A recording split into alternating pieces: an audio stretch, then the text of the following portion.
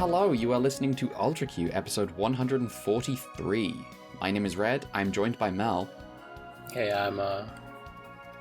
don't mind me, I'm just sitting here talking to myself on the train. Uh-huh. Yeah. Just chilling. Yeah. Saying mean things to me. Yeah, the self does that sometimes. Not joined by Brad, who, as was established last week, his family is Catholic and demands his presence.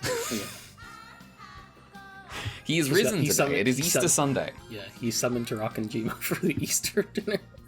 Yes. Exactly. Which leaves us, heathens, to talk about Ultraman Kids. Yeah, also, I want to get this out front. Apparently, in the past week, the new, currently airing Ultraman clip show that they do to keep the time slot. Keep the lights on, keep the time slot. Yeah.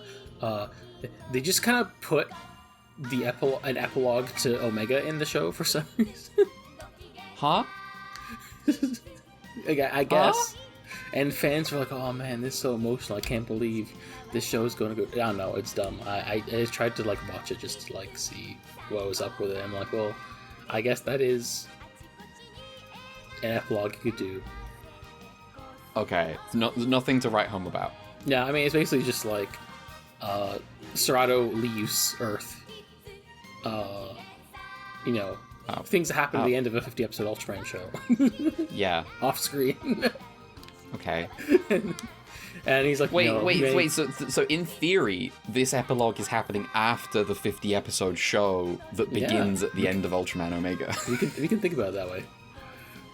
And then, basically, because the whole episode is him explaining the plot of Ultraman Omega to Ultraman Z through clip show. And then he's like, oh my god. Yeah. So now left, and I'm here, and I'm ready to go on adventures with you in this clip show. And I have a new form that lets me travel dimensions. And you can buy it in stores now. Ultraman's so stupid. Yeah. I'm sure most Ultraman fans were really emotional over this and won over. The pinned post on my Blue Sky that will remain pinned for a very long time to come is Ultraman fans need to be re-educated. There's a different context, but it applies. Yeah. Well, yeah. Whatever. They gotta survive. They gotta keep afloat. I'm not gonna talk shit about them trying to not go bust. Yeah. Unless they do something heinous, which, it's probably, in which case we'll have to AMC 8 or something. Yeah, we'll play KOTOR 2. What is the Ultraman version of KOTOR 2? I don't want to know. What is the Ultraman version of KOTOR 2? This is a very good question. We'll have to think about this. Because that, you could be like, the Ultraman KOTOR 2 derogatory or the Ultraman KOTOR 2 complimentary. There's two ways you could do this. Oh, yeah, that's a way you can do it. Unfortunately for me, if it's Star Wars, I'm automatically derogatory. Yeah, because I like KOTOR 2 a lot, but there's a lot about KOTOR 2 that I'm jerk off motion about. But that Ebon Hawk crew, that is a killer cast. Yeah, how much is Kreia just have you considered that racism goes both ways? Oh, she's so good. She's so good. Oh man, she's just an infinite well of posts. I'm a huge Kreia fan. Anyway. We watched 3 more episodes of Ultraman Kids. Yeah. What was I'm going to have to be reminded on the order of the this. mechanical one. The mechanic one, right. So the first episode we have this week, episode 16? Or was it 15? Or 17? It should be 15 to 17, yes. 15 to 17. Okay, episode 15 is the mechanic episode, which means the crew is stopping by at a space station, and Bal is like, I'm sad. I want to go home. He has a great dream where he's like, he's in a mansion getting served food, and he says hello to his mum and dad, who are at the other end of the table with a megaphone. It's a good bit. Good bit. Bao represents most Bushi types where it's like, oh, I don't have my servants giving me stuff. I feel so oppressed. He does have a servant giving him stuff, is the thing. He does. It's just not enough. Poor Gutson. And he pulls the lid off the dish that he's been served, and it's Tar's head going, when are you gonna wake up? And Bal wakes up and he's like, fuck, I want to go home. I'm fucking sick of this shit. I'm sick of this spaceship. I'm sick of this trip, but I'm gonna take Pico with me. He's not going to do that. No. He's also not going to go home. He's got a super cool plan. He's going to hire a mechanic on this space station to fix his ship, and then he's going to go. And the first mechanic he hires, she rocks up and is like, I can't fix this today. And he's like, why not? It's a super special custom-made ship, only one in the world. And he's like, yeah, that's why, idiot. Because I can't I need to order special parts for this. I think this is a really good reveal. Yeah. This is good. And then Bal's like really crying about the fact that he can't go home and see his mother, and then an asshole shows up and is like, crying over your mother? What? You're not a real man. I haven't thought about my old lady since day one. since I first laid foot on this earth, I was like, that's it. My mother is nothing to me. And Bal's like, that's crazy, dog. And he's like, well, I can fix your ship, though, because I'm on a quest with nothing but a screwdriver. It's just a real line from the show. And he's like, yeah, I'll fix your ship, but not right now. I have another, I'll do your job after I've done my first job. Meanwhile, women be shopping. Yeah. That's what the rest of the gang is doing the whole time. Yeah, the women be shopping, and then the boys be commented, oh, women, they be shopping. Oh, women, they do be shopping. Tar's like, I'm sick of women be shopping, and Mar's like, and Sev's like, now, let women be shopping. So progressive, Sev is. So he's so progressive. He's such a feminist. It's like the Japanese use of the loan word feminist to just mean like gentleman. Yeah.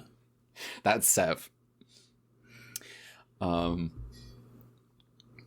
one of the best lines in Utena is one of the asshole boys being like, I'm a feminist. Yeah, Toga. That's one of the things that's like my go-to for how I learned that feminist didn't actually mean that in Japan. Hey, exact same experience. Thank you, Koyasu. Thank you. Oh, thank you, Koyasu, of course. Yeah, Bal's carrying off his plan while this is going on. Anyway, and he's like, Pico, we're gonna go home. And she's like, no, I'm gonna stay with Ma and go, I'm gonna help him find his mum. And Bal's like, well, the guy's gonna fix my ship, but we gotta get Pico. So he enacts two schemes. The first one is to play a lullaby in her bed while she's sleeping, so that she gets the homesick.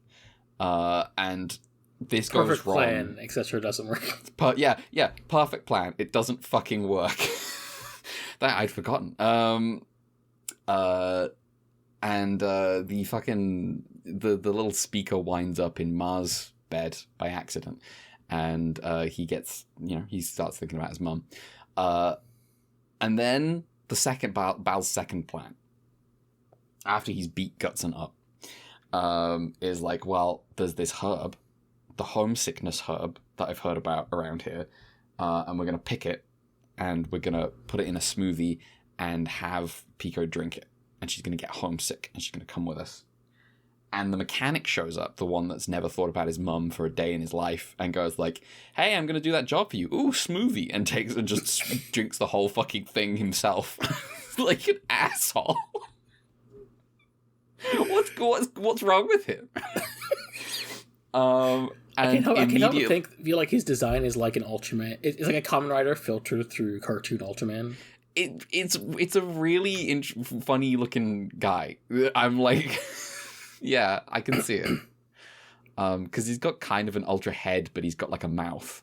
Well, I mean, they've all got mouths, but he's got like an opening. He's got like a whole portion of his head free for a mouth. Yeah. Anyway, the moment he drinks this smoothie, he's like, all right, I can't do this job. I'm homesick. I have to, I'm thinking about I want to go visit my mum for some reason. No, that's never happened before. Bye, guys. So he's got a whole 30 million light years to go. Yeah. And so Bao is thwarted and he's really sad, but Pico makes him sandwiches, because women be cooking.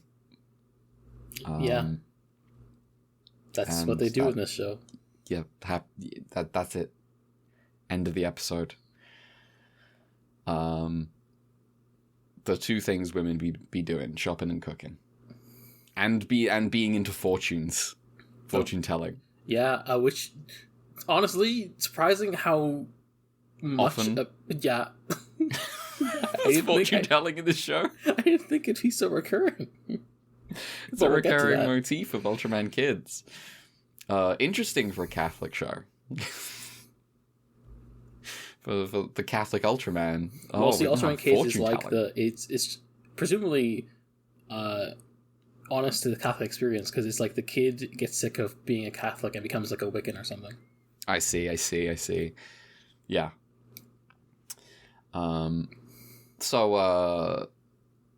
Yeah, that's the episode. It's all right. Yeah. It's about Bal's fun. Yeah, he's an idiot. Remember, like as we established, he and Gutson are the ones allowed to be characters. Yes. I'm Sev is coming through strongly.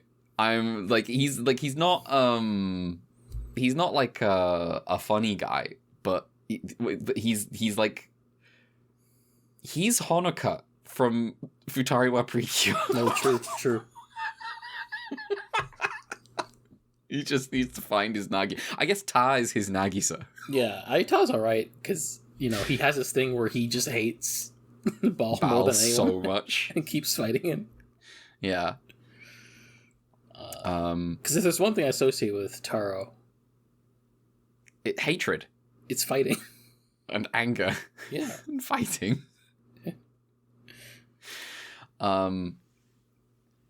But yeah, this guy that doesn't even meet the other ultras, the rest of the gang in the show. Who is he? What's his deal? I don't know. The ultra, he just calls him a humanoid alien.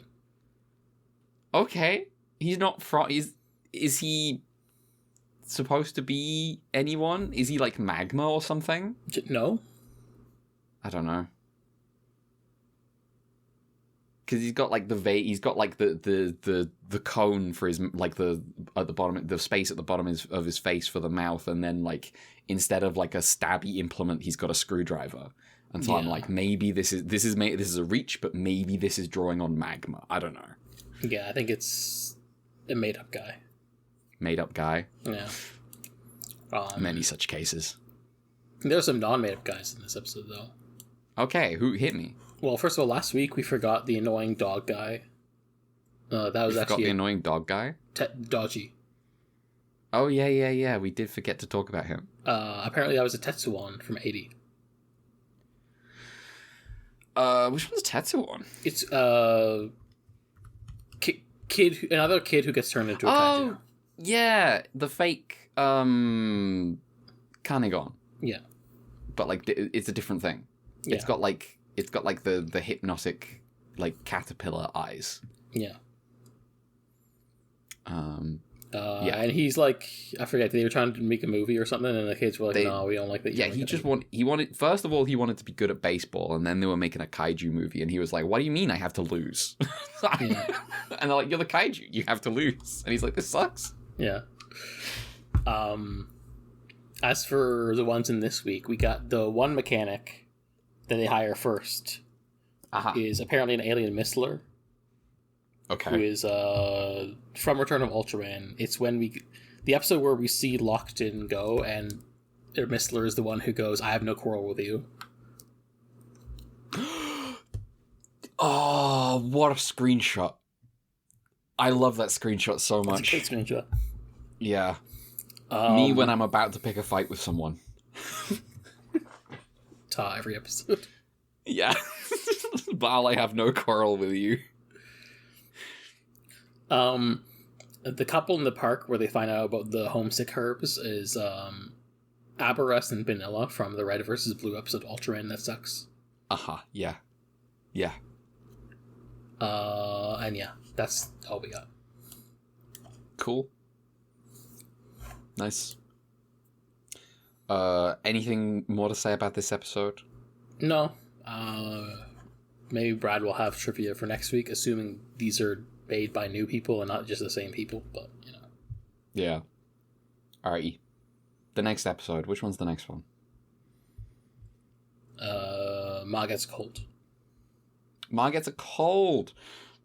Everyone's having a fucking nightmare. They are basically like, they're in this, they're on the tightly packed ship, and they're so far from any star that they don't have anywhere to stop by and do anything interesting. And so everyone's bored and getting fighty. And in the middle of this, Ma gets a cold, and he sneezes, and a weird pink energy surrounds the ship. And then, for the rest of the episode, people turn up and people on the ship turn up and act strange, and then turn out to have been somewhere else the entire time. And, we get to the end of the episode, and they manage to put together that, finally, Sev is, piloting the ship stupidly, and then Sev walks in to the room. And they're like, what the fuck? There are two Sevs? I think there's also I think the one they got is two Taz, I think is the one they got. So it's Sev is sat in the chair getting wrestled by Tar, and then Sev walks into the room for the door, and everyone's like, what the fuck? And then looks over at who they thought was Sev, and he's now Tar wrestling with himself. And so they all sit down, and they're like, okay, well, there are two Tars now, so what do we have to, do we just have to get along, or how do we figure out the imposter? And Sev's like, you're mirrored. Your bracelet is on your wrong arm, and you're the imposter. And they catch the imposter, and then it turns out to be an alien from another dimension. And the alien's like, I don't even know how I got here. I don't even know how I get back. And then Ma sneezes, and the alien goes back, and everyone's like, all right. Problem solved. I like the ending of this episode a lot, because they're just like, man, that was stupid. Yeah. And it solves no problems, because they go, Bal and Tar go right back to fighting as usual. It's just, I think this is a fun little episode. Playing on... Oh, go for it. I like that Bal is really okay with just being mummified by Pico. And then when he finds out it's not real Pico, he's like, fuck this shit. What the fuck am I walking around dressed like an idiot for? He's really pissed off. It's just a series of little bits of characters acting out of character. As referenced earlier, some of these are a stretch in terms of do we have an established character for this person? It's like, what does Piguko do? Oh, she gets stroppy and throws her cards around and refuses to clear them up. And I'm like, well, okay, that's not a character. This is like nothing. Bal is really friendly with Tar, and just wants to play. I think that one's good. Yeah. Sev Todd just keeps fighting him because he's like, oh, come on, let's go. It's like, well, why are you being mean to me? Yeah. Why are you beating me up for? And Tar's like, after he's had a stern talking to from Pico about how it takes two to quarrel. Gutson. Yes, Gutsons talks authoritatively and demands to know where the bathroom is and stuff from like Bal, who's like, "Oh, it's over there." Wait, why the hell am I being submissive? What's going on?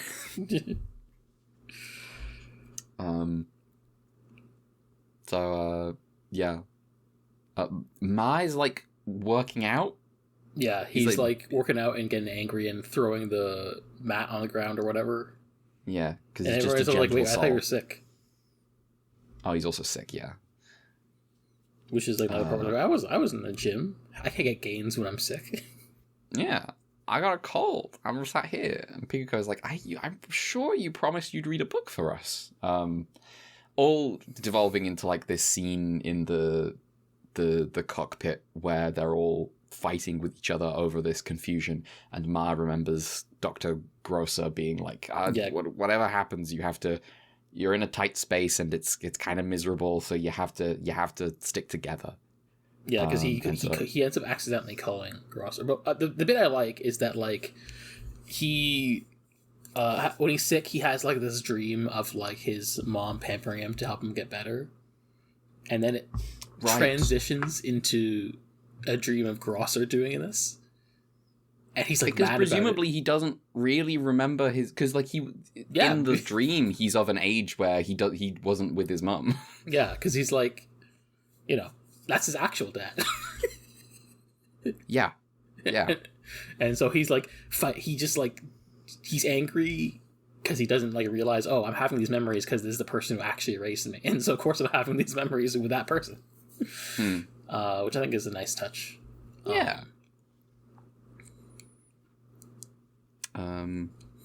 Yeah. Who's this alien? This is gonna be really funny. Okay.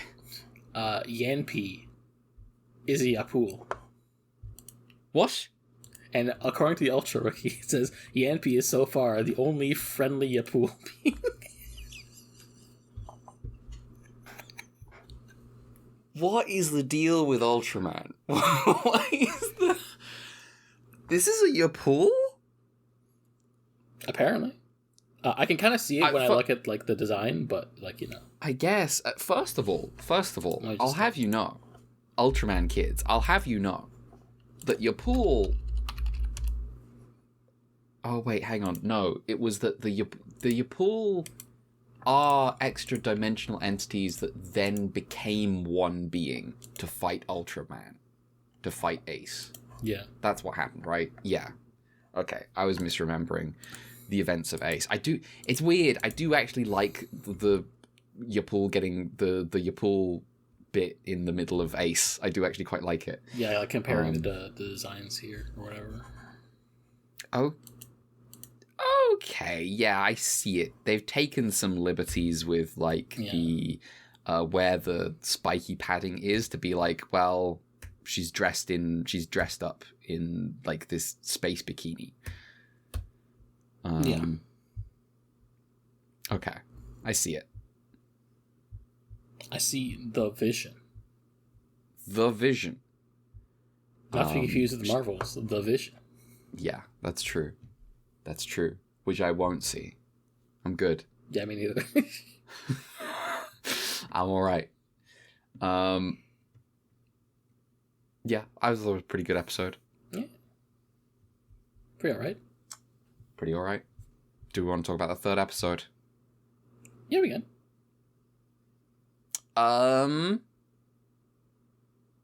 This one is the fortune-telling one. Again, more fortune-telling. This time with evil. They go to a planet well, first of all, they get a I don't know how this happens. This is not explained. I think stuff is happening where I think Ball is jealous of Ma. And he's like, we should get Pico a bouquet. And Gutson's like in the middle of space, and then by coincidence they fly by a random gem. And so they get the gem, and then inside the gem is a VHS tape with an advertisement. Oh right, it's marketing. That's why it's out there. These have been, presumably these little gems have been sent out into space so that people will bump into them. They're like a sign. Yeah. Because it's got a little tape with an advertisement for a fortune telling planet, where there are 3 fortune tellers, and it looks like 1950s sci-fi. Looks like the fucking Jetsons. The Gernsback Continuum. Yeah. Oh, yes, absolutely. Looks like the Gernsback Continuum. And they see Ma's mum and dad getting their fortune told by 3 fortune tellers. Notably, the advertisement pitch of these fortune tellers is like, we're really good at telling you the worst, most awful thing you can hear. Yeah. And so the crew's like, well, we got to go there. We got to find out where Ma's mum and dad went. And they land on the planet. It's not the Gernsback Continuum anymore. This place is a fucking wreck. This place is a ruin. What's going on? Everyone is so despondent, and they visit the fortune tellers, and they look like way old. And the gang are like, well, tell us the fortune. And they show an image of Ma's mum and dad, and they're like, that's enough for one day. You can have the rest tomorrow. And Bal's like, okay, I'm gonna Gutson, fake a stomachache so that we have to sleep here. I don't know why he said that, but he helps Gutson fake a. So he's like, I'm gonna sneakily get a look at ask the fortune tellers in the morning before everyone else is up. I'm gonna ask them if me and Pico will be married. And Gutson's response to this is so good. Gutson's like, that's why. All right, man. Gutson's the MVP of the show. He really is. Many such cases with like minions of the bad guy. Yeah, that's true. In children's cartoon, like Kronk. Like Kronk. I haven't seen that movie. I'm gonna tell you, I haven't seen that movie, but I have seen I want to say it's a good movie all over the internet. I want to say it's a good movie, but also, Disney, etc., etc. Oh yeah, is it Disney or is it DreamWorks? It's a Disney. It's a Disney one, right? Yeah. DreamWorks is 3D. I'm losing my mind. It's 3D except for like 2 movies. What are the 2 DreamWorks 2D movies? All right, as far as I know, Prince of Egypt, one of them. Is Prince of Egypt DreamWorks? It's the first DreamWorks movie. Oh, we had this conversation on the podcast, didn't we? Yes. And then there's also Road to El Dorado. Oh, that's DreamWorks. Which is awesome. I see. Well. So yeah, in the night, dragons come to eat the dreams of the gang.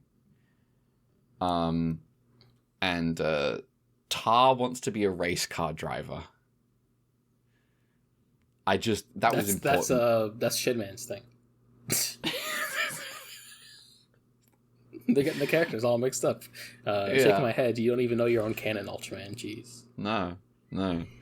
Alternative. It's like it's Dan's thing for a bit too.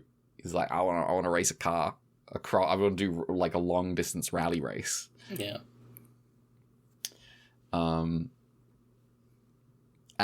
help Amagi get over his irrational fear of explosions. His irrational fear of not just explosions. His irrational fear of dying in an explosion.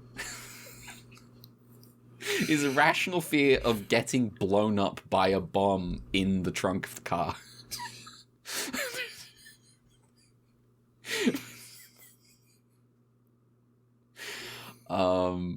he would be really scared if that bomb went off. It would make him scared. Yeah. Irrationally. A bunch of dreams get eaten. Bal's dream of marrying Pico gets eaten. Gutsun's dream of attending the wedding of Bal and Pico gets eaten. And then Sev resists his dream getting eaten, which is him going to university and being a scientist, and then also really Ma resists his and then his Ma's dream also gets eaten. No, Ma's dream does not get eaten. He resists his dream getting eaten. He specifically resists it by, in his dream, shooting the spacium beam at the kaiju outside his dream, trying to eat his dream, which I'm like, damn, that's crazy. I'm gonna be real, this bit was funnier when it was the first time and it was Sev just randomly just being like, no, I know what's happening here. In his dream. He's too smart. He's too clever. I wonder how Sev would do in Inception. Oh, man. The thing is, that is the kind of plot that, like, Moroboshi Dan is getting in on. It's true. He's getting into the weird shit. He's in the weeds of this type of shit all the time. I wish we got a Jisoji episode where a character gets, like, in a dream. Mm-hmm. Though I guess maybe that's, like, the robot episode, maybe, to some extent.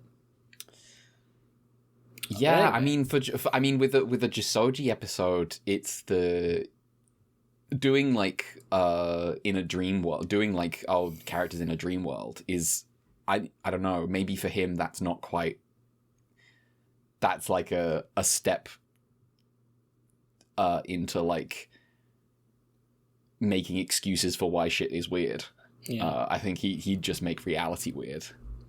Yeah, maybe there's some anime director out there who could use Jisoji style visuals for a dreamlike sequence. I wonder. Yeah. I wonder. We'll never know. Yeah. Oh, how about the best dream sequence in anime, though? The Macross flashback episode. Yeah, that's a good one. Recap episode. There we go. Not flashback.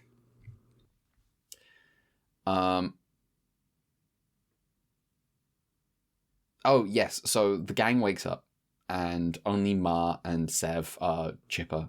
The rest of them are like, oh, I'm just, they're despondent. Oh, and Ma here to eat ball sandwich. Yes, he does. And then Ma and Sev are like, I think something to do with we're gonna go investigate. They investigate. They find the three witches, and they look at the three fortune tellers. Sorry, they are witches. They look really young again. They have, using the power of the dreams, they've become young.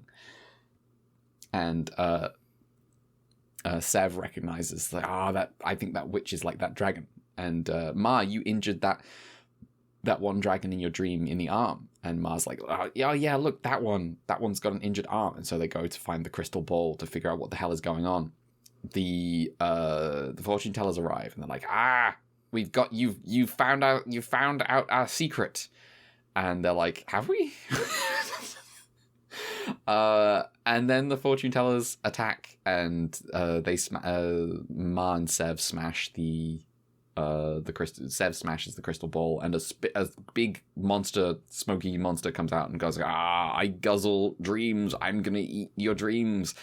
And Ma's like, Spacium beam, and destroys the monster.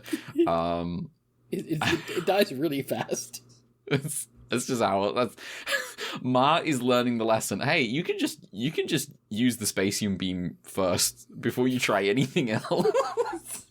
He's gonna be so much better at being Ultraman than any other Ultraman.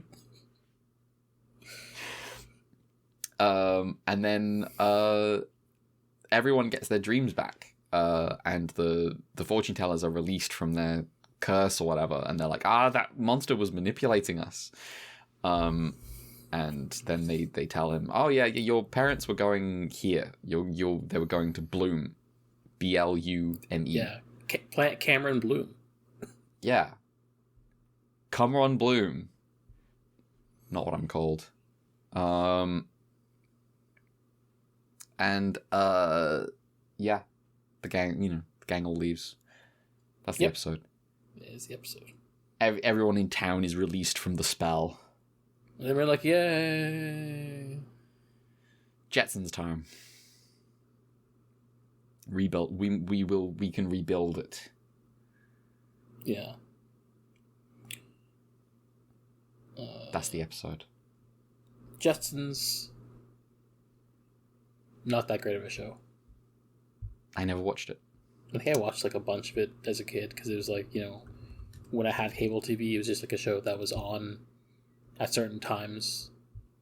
Because like we had like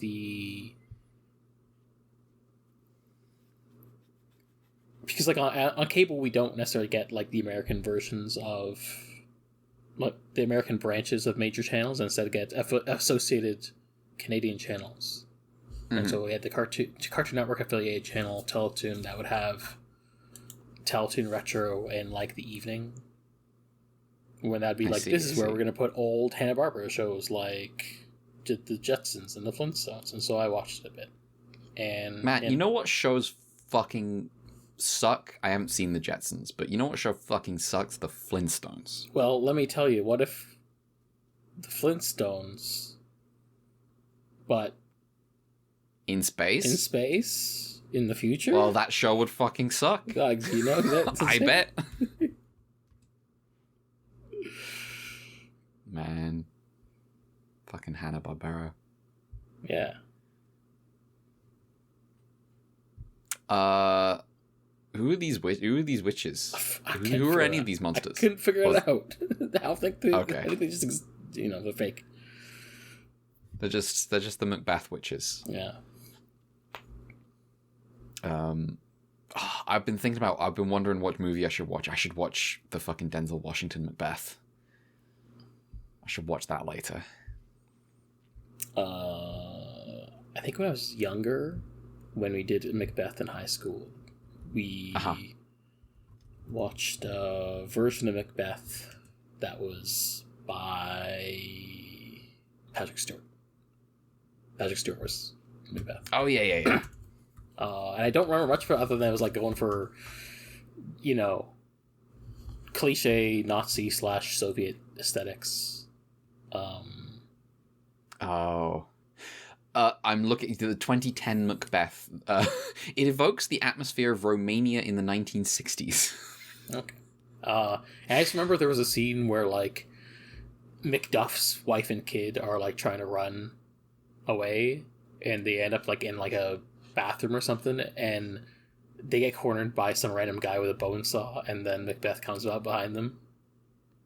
And it's like, well, I guess that's how they die. But also, why the guy with a bone saw? It's just a bone saw. Yeah. I have never read or watched Hamlet. I'm also missing Hamlet. To be honest, I'm missing a lot more Shakespeare plays than I maybe should. But oh well. Which is a greater crime, the Shakespeare stuff or The Prisoner? Me not watching The Prisoner. The Shakespeare is much more easily available. Yeah. The Prisoner is like I have to download it myself and make sure that I'm watching it in like airing order or whatever. Yeah. To be honest, it isn't that hard. If the one I had was it's just like I have to take the step of becoming the person who is like, well, I have a VPN and a torrent client. Yes. Which as much as I'm like happy to be like you can just people should just be pirating this stuff. It is a step.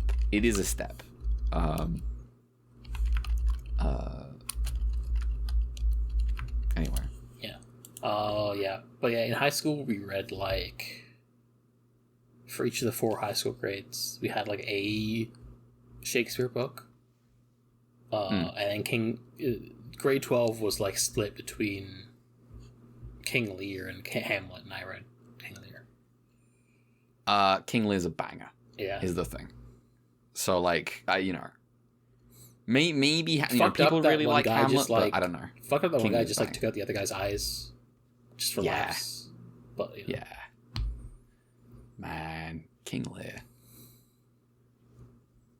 great play. I wonder if any Miserable, Japanese... absolutely miserable play. Oh, Ran, yeah, Ran's a good movie. Yeah, I was gonna say, like, I wonder if there's any Japanese directors out there who have any opinions of King Lear. Yeah, Ran's good. Man, I should watch a King Lear. Anyway, what I should do is I should watch some Shakespeare I haven't seen.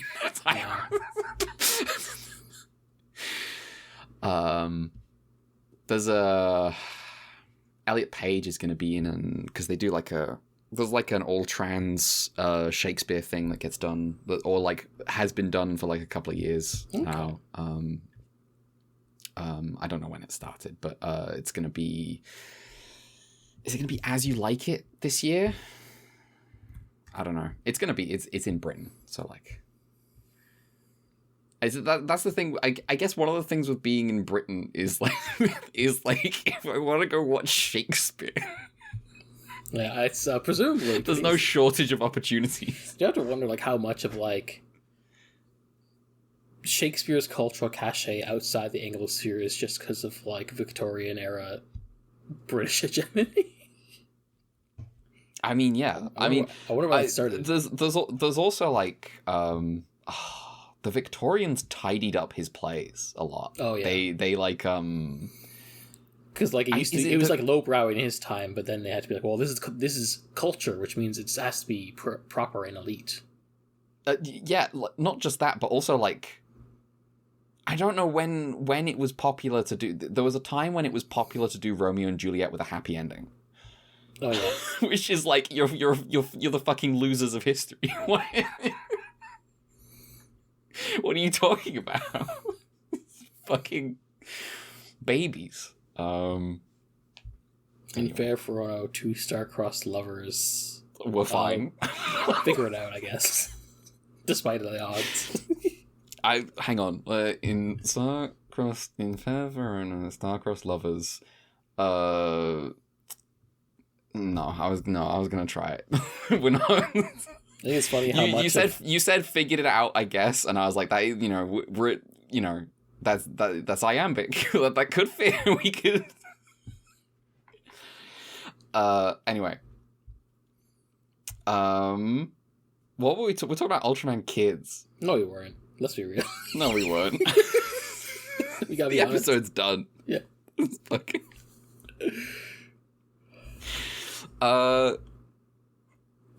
Anything for this episode? I like the monster design. It's kind of neat. The monster design's kind of neat. This is definitely, I think, just kind of like, I don't know, because like the episode before we got the good Ma like pining for his parents' stuff, and then the episode before that we got it, and then this episode it's like, oh, we've got the next step on the trail, and also like, none of the feelings. Yeah. It's just like a little escapade, and so I'm like, okay, well, whatever, I don't care. This is just like One Piece. This is just like One Piece. I don't know enough to say that, but I'm happy to. Me too. I'm not watching that. I don't read that shit. You kidding me? I love that Tomino quote where he's like, well, I couldn't write anything as popular as One Piece because I'm not an idiot. I know too much. If I was fucking stupid, maybe I could watch something as popular as I could make something as popular as One Piece. Noda, when he writes Golden Kamuy, he's like, oh no. Oh no. Oops.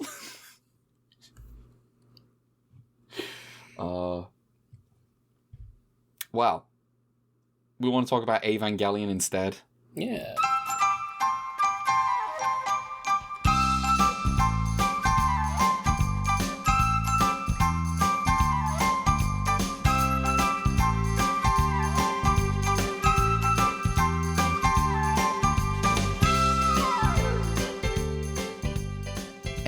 Evangelion. 3 more episodes. You gave me the summaries. This took like 3 hours yesterday. Jesus Christ. Well, we appreciate your labor. Unpaid, of course. Yes. The first episode we have this week, Lies and Silence, aka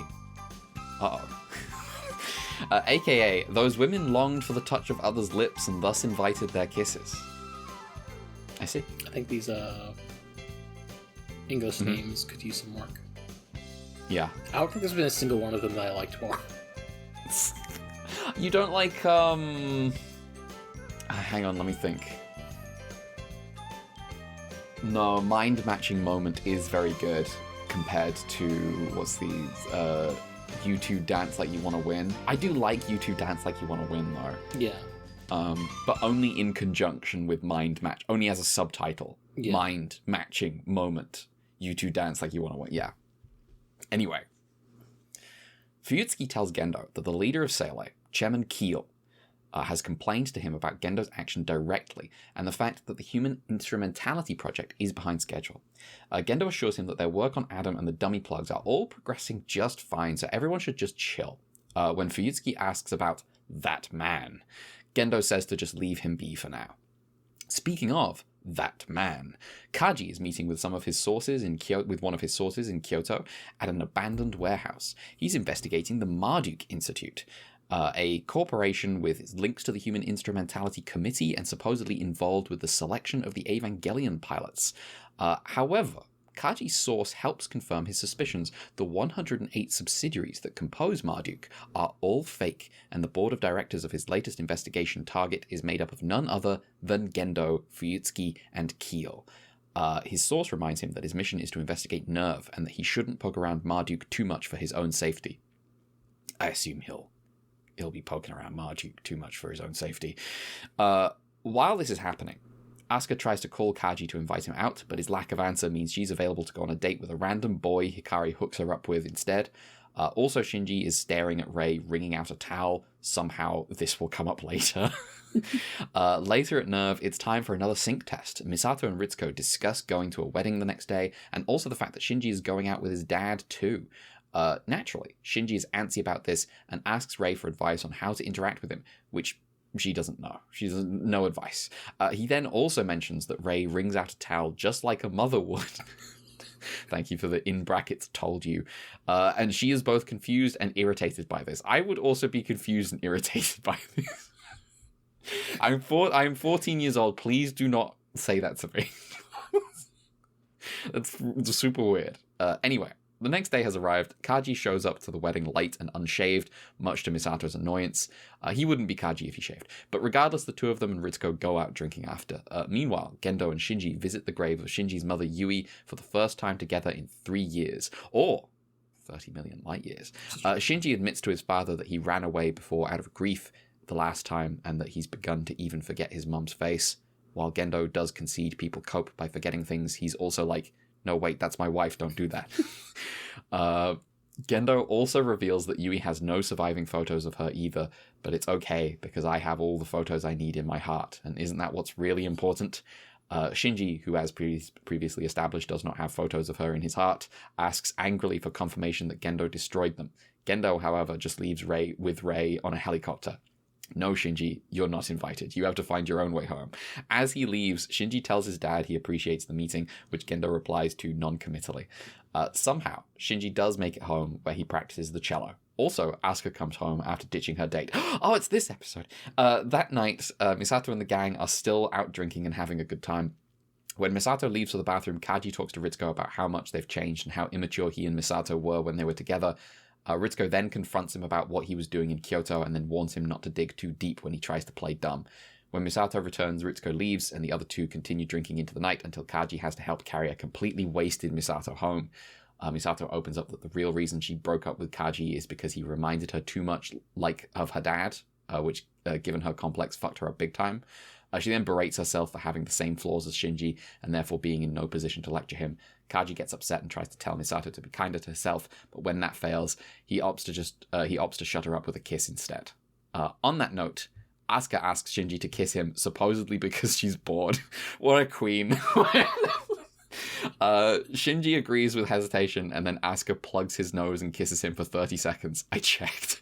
After the kiss, Shinji gasps for breath, while Asuka, irritated with his passivity even now, makes a show of rinsing out her mouth. Just then, Kaji shows up with a passed-out Misato, who he quickly puts to bed. Asuka wants him to stay, but he insists on leaving since he doesn't have a change of work clothes for the next day. Also, Asuka immediately deflates when she smells Misato's lavender perfume, which she previously tried to borrow for her own date, on Kaji's body and realizes what happened between them. The next day, somehow, more stuff happens. First, Shinji notices Rei is absent from class. This is because she's currently in a weird tube deep below Nerve with Gendo for some reason.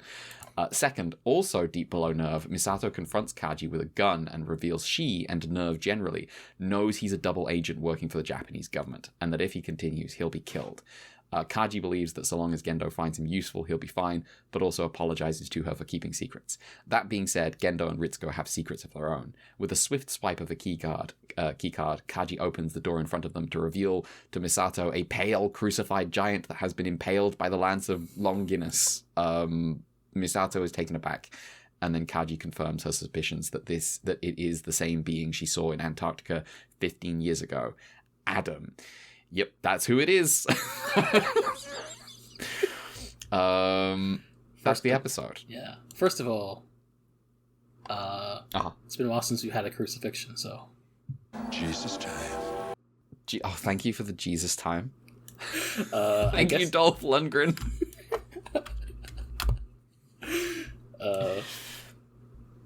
So I guess that means that now we're at like 5 crucifixions according to the to the counter. According to the counter. I didn't realize you were counting crucifixions. I started doing it because I figured it'd be a good thing for us to count as the Ultraman podcast. Yeah, that makes sense. That makes sense. So that is that's Ultra 7 gets crucified. There's the Ace crucifixion. Oh, yeah. Return. Where does Return get crucified? He has an upside down one, and then like St. Andrew's Cross, and then that's when original Ultraman and Ultra 7 save him. Of course. I remember that, yeah. And then, we get the Ace one. I'm trying to remember what the last one is. I kind of forgot. It might be in Tar.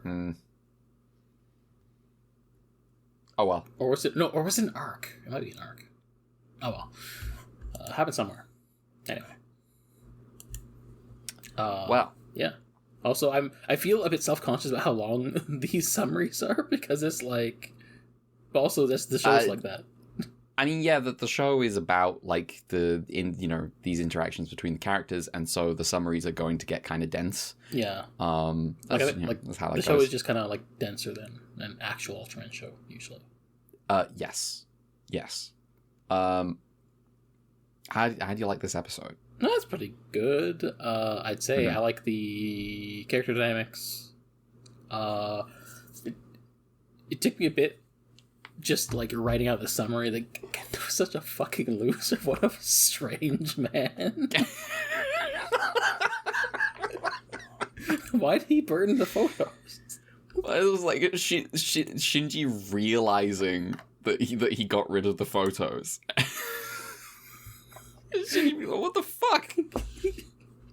Like Gendo has like reverse Oedipus complex where he's like, no, this is my wife, not your mother.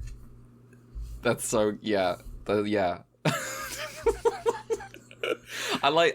do like the idea now that you put this in my head of Gendo not quite understanding that Shinji might feel weird things about his mother on account of he's invented a 14-year-old version of... Sorry, spoilers. Spoilers? What are you talking about? Given that he's hanging out with Rei all the time. He's just like, what are you talking about? No, that's my wife. She's 14. This is a little different, but... Spoilers, but yeah. Spoilers. He's like so extra and also a weirdo.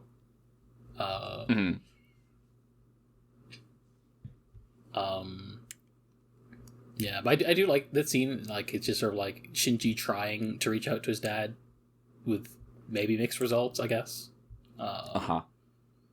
And we do get like, Gendo was like, well, I do love my wife, which is his one defining trait of humanity, because he, as we will see, basically all other bad things he does is downstream of the fact that he really loves his wife. I am now really caught up on the idea of the first husband who was not in like the idea of like of like the Freud has to start somewhere, and therefore there was at some point a man who was not in love with his mother and is just like what the fuck.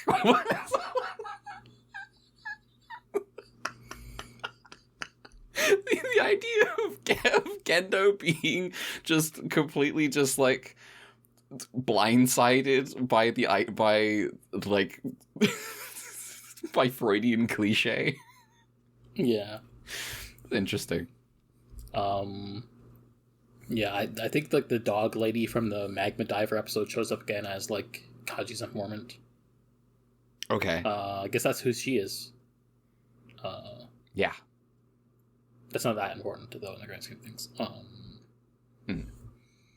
And yeah, it's just like we get more on Kaji. I guess it's interesting. He's like working for the Japanese government.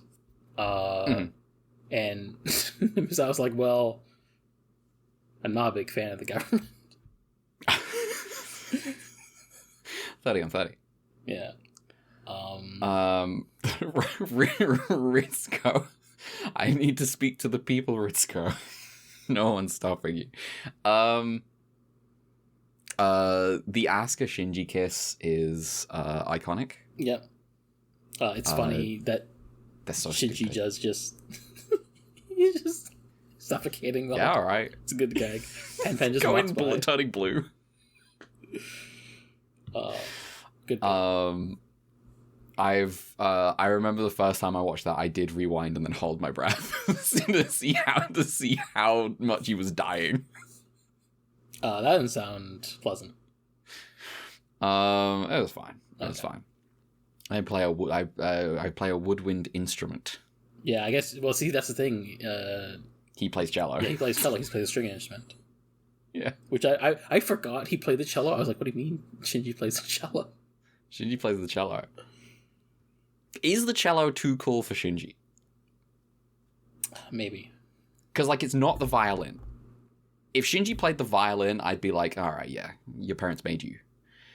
Obviously, his parents made him play the cello as well. Yeah, but I mean, the cello is like it's a different vibe. That was the thing he said in the episode too. He's like, well, I played it because someone told me to, and then no one told me not to, so I kept doing it. Yeah. And then Nasuka's like, that's pathetic. Asuka not having the experience of kid with parents who are making you play an instrument. Yeah, that happened to me with piano. Uh-huh. Yeah. Can I play the piano anymore?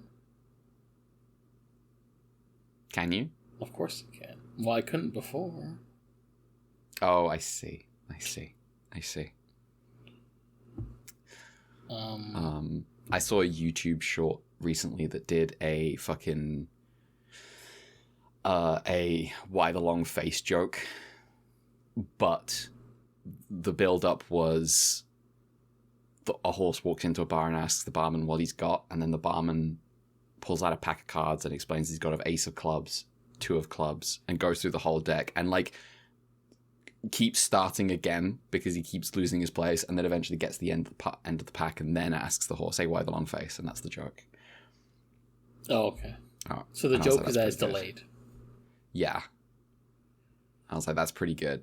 I fear I would get punched before I finish the joke in real life. Yeah.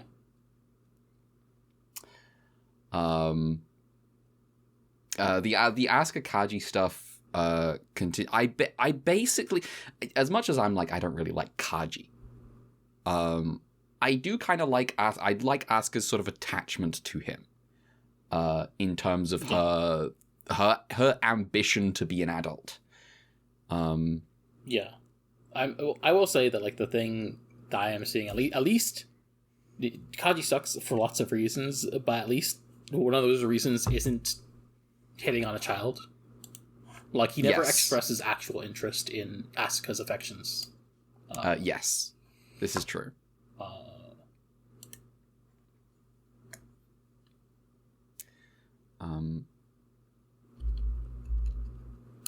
Poor Rei. Rei's situation. Yeah. She has a bit of rough.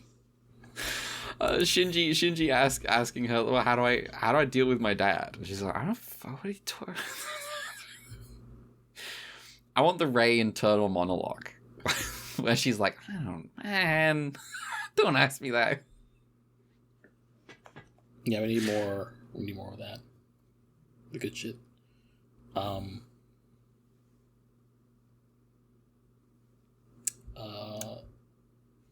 Yeah.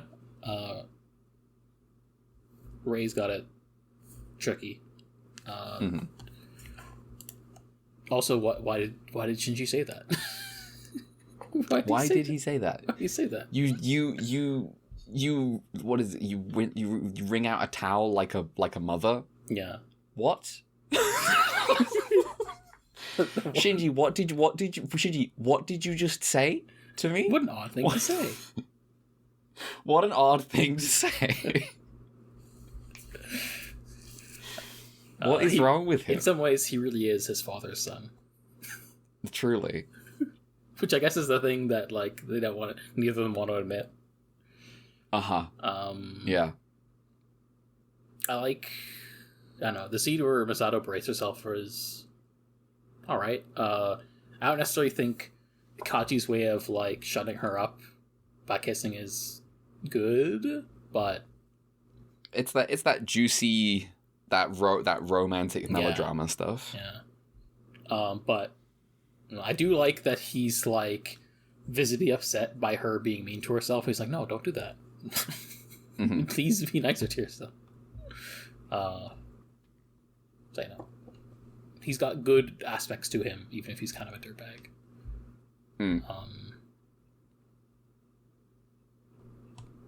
It does make me wonder, like, how much of his playboyness is like a front, an act. Oh, the classic. I mean, that's the class. That's the archetype, innit? Yeah, is but also doesn't the guy who's a dirtbag because, like, he's got baggage or something. Yeah, but also it's like it doesn't stop it from him doing the thing. So, you know. Secret agent Kaji. Well, he's trying. He's trying. Well, you want to tell me about this angel? Oh, it's Adam. Oh, there is no angel in this it's episode. Adam. Yeah, of course. No one new showed up, so we won't talk about that. And it's definitely Adam. It's definitely Adam, as we've established. I was right last week. Yeah. Anyway, the director is Naoyasu Habu, who's been an assorted episode director on different shows. Writer Akio Satsukawa, of course, and Anno. Storyboard Junichi Sato. As previously discussed last week, episode 14 and 16 were originally going to be part of a trilogy of episodes that ended up being condensed into the episode 16 we got, though I think also I read some aspects also got worked into episode 19, which we'll get to. The original episode 15 was going to be called Shinji once again, and it's going to be roughly about Shinji having to once again make a decision about whether to pilot the robot. The idea was abandoned, and instead the staff decided to explore Masato's past. Also, in the original series proposal, episode 17 was going to be called Asuka's First Date, and included romantic comedy stuff, and so that ended up being used in this episode instead. Where she's just like, yeah, I ditched him while we were waiting in line for the roller coaster because he was boring. Apparently, Megumi Ogata really did hold her breath for the kiss scene. Okay. In the voice recording booth, and then also Yuko Miyamura also gargled in front of the microphone. This ED was a Masato-based cover sung by, of course, Koto no Mitsuhishi. An instrumental version of the song was also used for the kiss scene between Kaji and Masato in this episode. Other musical trivia, a cover of the pre-existing song from the 70s, The Ladybug Samba, was used for the wedding scene and was sung by Megumi Ogata, Yuko Miyamura, Miki Nakasawa, and Junko Obayo. And meanwhile, Shinji's playing Bach's Suite for the Cello Solo No. 1 in G major. Okay. Apparently, Anno's stated reason for having Shinji play the cello was basically just vibes, but actually it was Sasugawa who proposed the idea during the script writing process, as he himself is a fan of classical music and often used it in his other works. Okay. So maybe that's Anno's stolen valor there. Ah, yeah. Wow. Anything more to say about this episode? Nope. Alrighty. In which case, the next episode is called The Sickness Unto Death, and then ellipsis. AKA Splitting of the Breast. What? Okay. Asuka is not taking Kaji's relationship with Misato well, and accused... She's so cool. What a loser. Asuka is not taking Kaji's relationship with Misato well and accuses her of being too soft on Shinji and his self-defeating and passive tendencies lately because of it. Later, during another sync test, Shinji gets the highest scores. This makes him very happy, but it hurts Asuka's pride, further fueling her sour mood. Little does she know skill has nothing to do with it. When a strange orb appears above Tokyo 3, the Ava units sortie to investigate.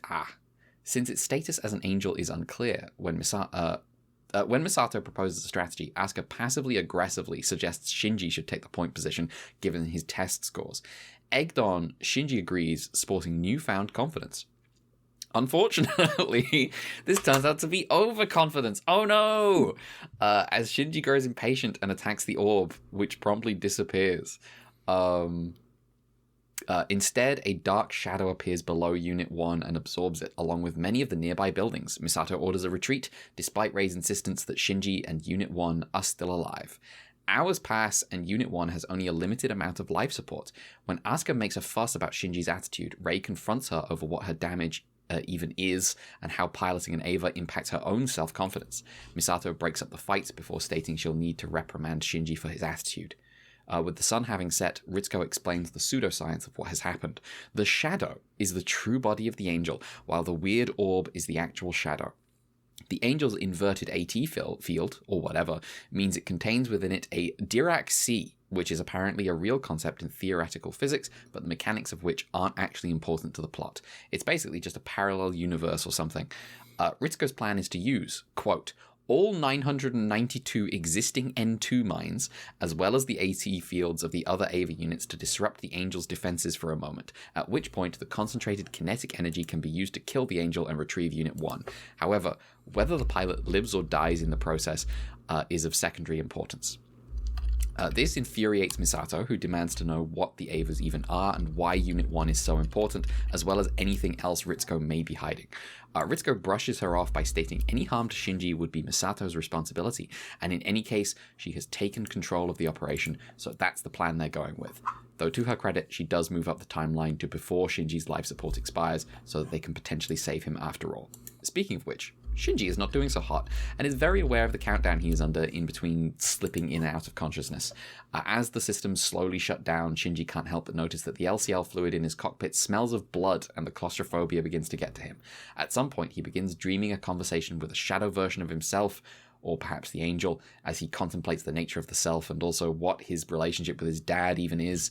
He is also confronted with his habit of running away from his problems.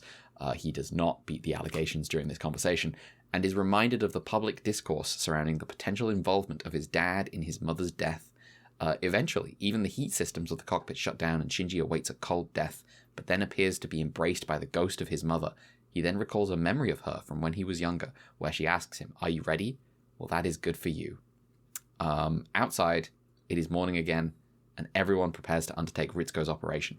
However, this does not come to pass as the shadow on the ground suddenly ruptures and Unit 1 tears itself out of the floating orb in a fountain of blood, killing the angel.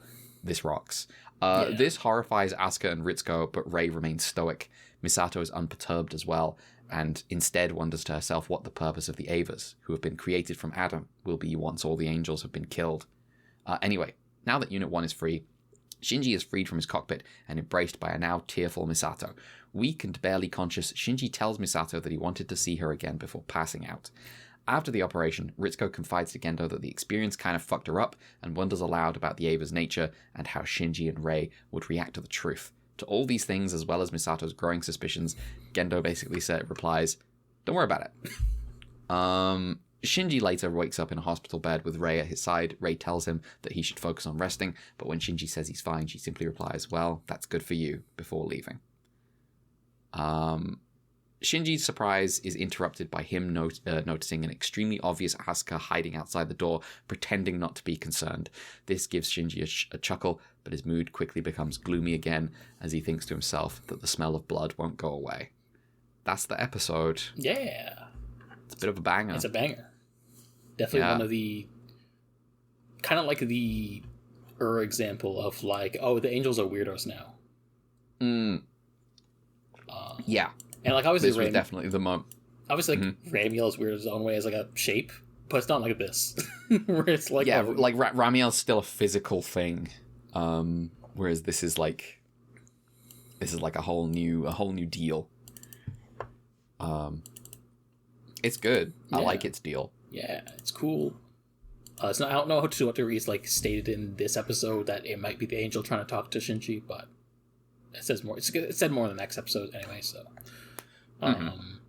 that's cool. It's a weird orb, like the shadow. It is fun knowing that this episode is this episode and being like, oh man, look at Shinji actually feeling good about himself. Look how that's going to be taken away immediately. Yeah. That said, shaking my head when Shinji gives the thumbs up to Misato and is like, combat's a man's job. That's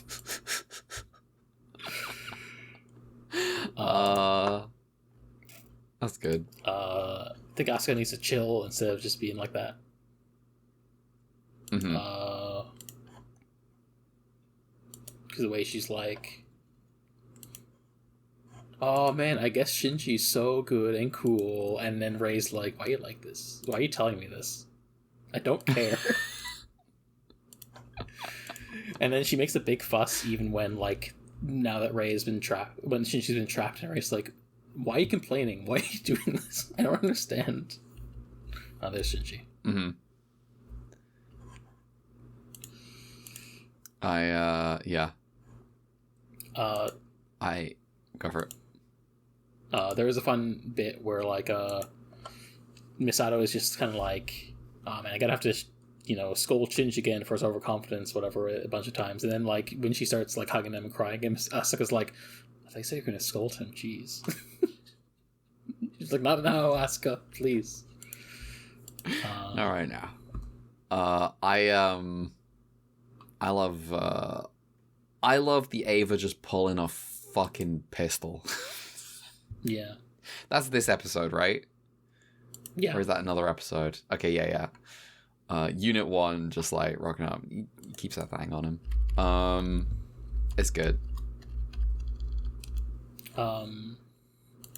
Yeah, it's fun. They're like sneaking behind the buildings and stuff like it's a combat scenario, which is nice.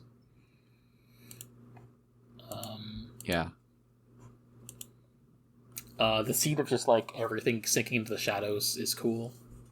I like the way that like the conversation, you get like the stylisticness of this conversation is neat. Like obviously you have the Shinji on the Twilight train, but you also have like the weird vertical and horizontal lines that are like scraggly on a black background as they talk, which is neat. It is fun when in the conversation he's like, well, you really like to run away from your problems and ignore things you don't like, and then he's like, la la la, I can't hear you, nope. Yeah. It's like, oh yeah, you're doing the thing. Yeah, I mean, I feel like I guess because I write the summaries is also like, well, I'm editorializing the summary sometimes, so. Yeah, I mean, that's how it goes. Yeah. But it's cool, stylistic episode. It's fun to see like the dynamic shifting as Misato is like slowly unpeeling the truth, and so she's getting like more confrontational with Ritsuko. And Ritsuko's just like, well, it's your responsibility if he dies, by the way. Just like not trying to answer as much as possible.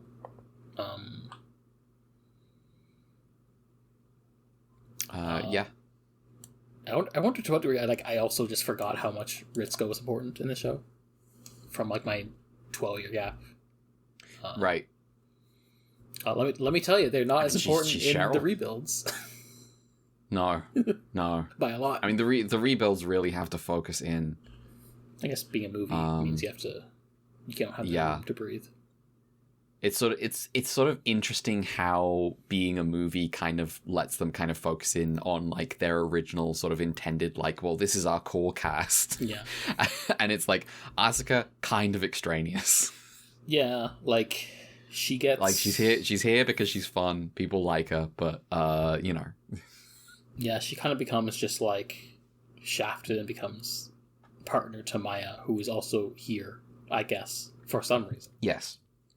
I mean, you know, when you're making a movie, you've got to make these choices. I think, when I watch that second movie, I'm like, they made the right choices. I think this is a very interesting take, but only in the context of already having the show. I think. Yeah. I definitely when I watched the rebuild shortly after watching the series, I think I was definitely the kind of weenie who would have been like, oh, they changed it from the show. That's sacrilege. How could they not just do the exact same thing again, but in new form? Right.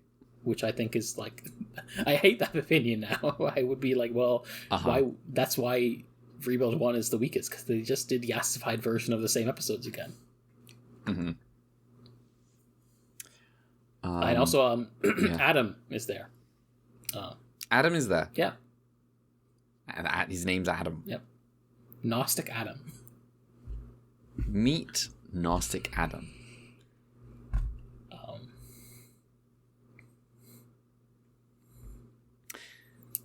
Yeah.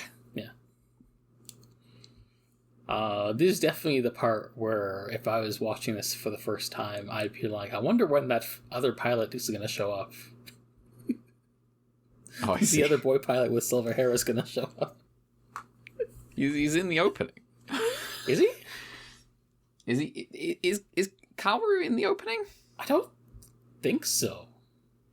But he is in like lots of promotional art. Oh, I see. It's kind of hard to not go into the show not knowing he exists. Knowing about Kaworu. Yeah. Especially, I guess, because I watched it like not long before Rebuild 3 came out. And like, so when art of him was everywhere. Yeah, because the end of Rebuild 2. So yeah. Gee, I wonder when he will show up. But anyway, we'll worry about it later.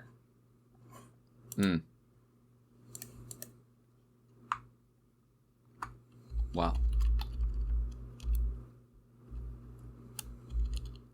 Anything more to say, or do we want to do trivia stuff? I guess the trivia stuff. Go for it. Director, storyboard, both by Kazuya Suramaki, our good friend who made G-Cucks, which is a good show. I can make that joke because none of the hosts who like the show are on here right now. Brad, quick!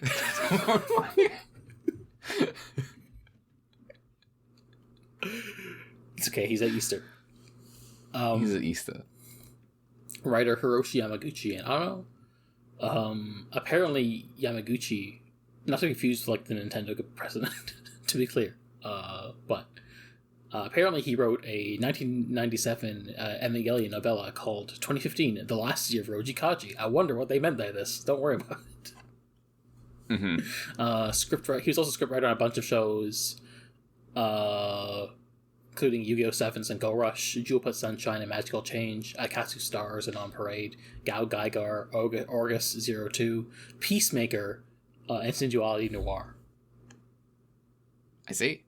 Series composition for Nobunagan, World Break aria of Curse for a Holy Swordsman, Rosario plus Vampire, Re-Monster, Ichigechi Setchu Hoi Hoi San Legacy, and All-Purpose Cultural Cat Girl Nuku Nuku. So, I don't think this guy's... Love that title. I don't All-Purpose Cultural Cat Girl. True. I like Hoi Hoi San Legacy. Yeah. That said, I don't envy being the guy who had to write the adaptation for Remonster.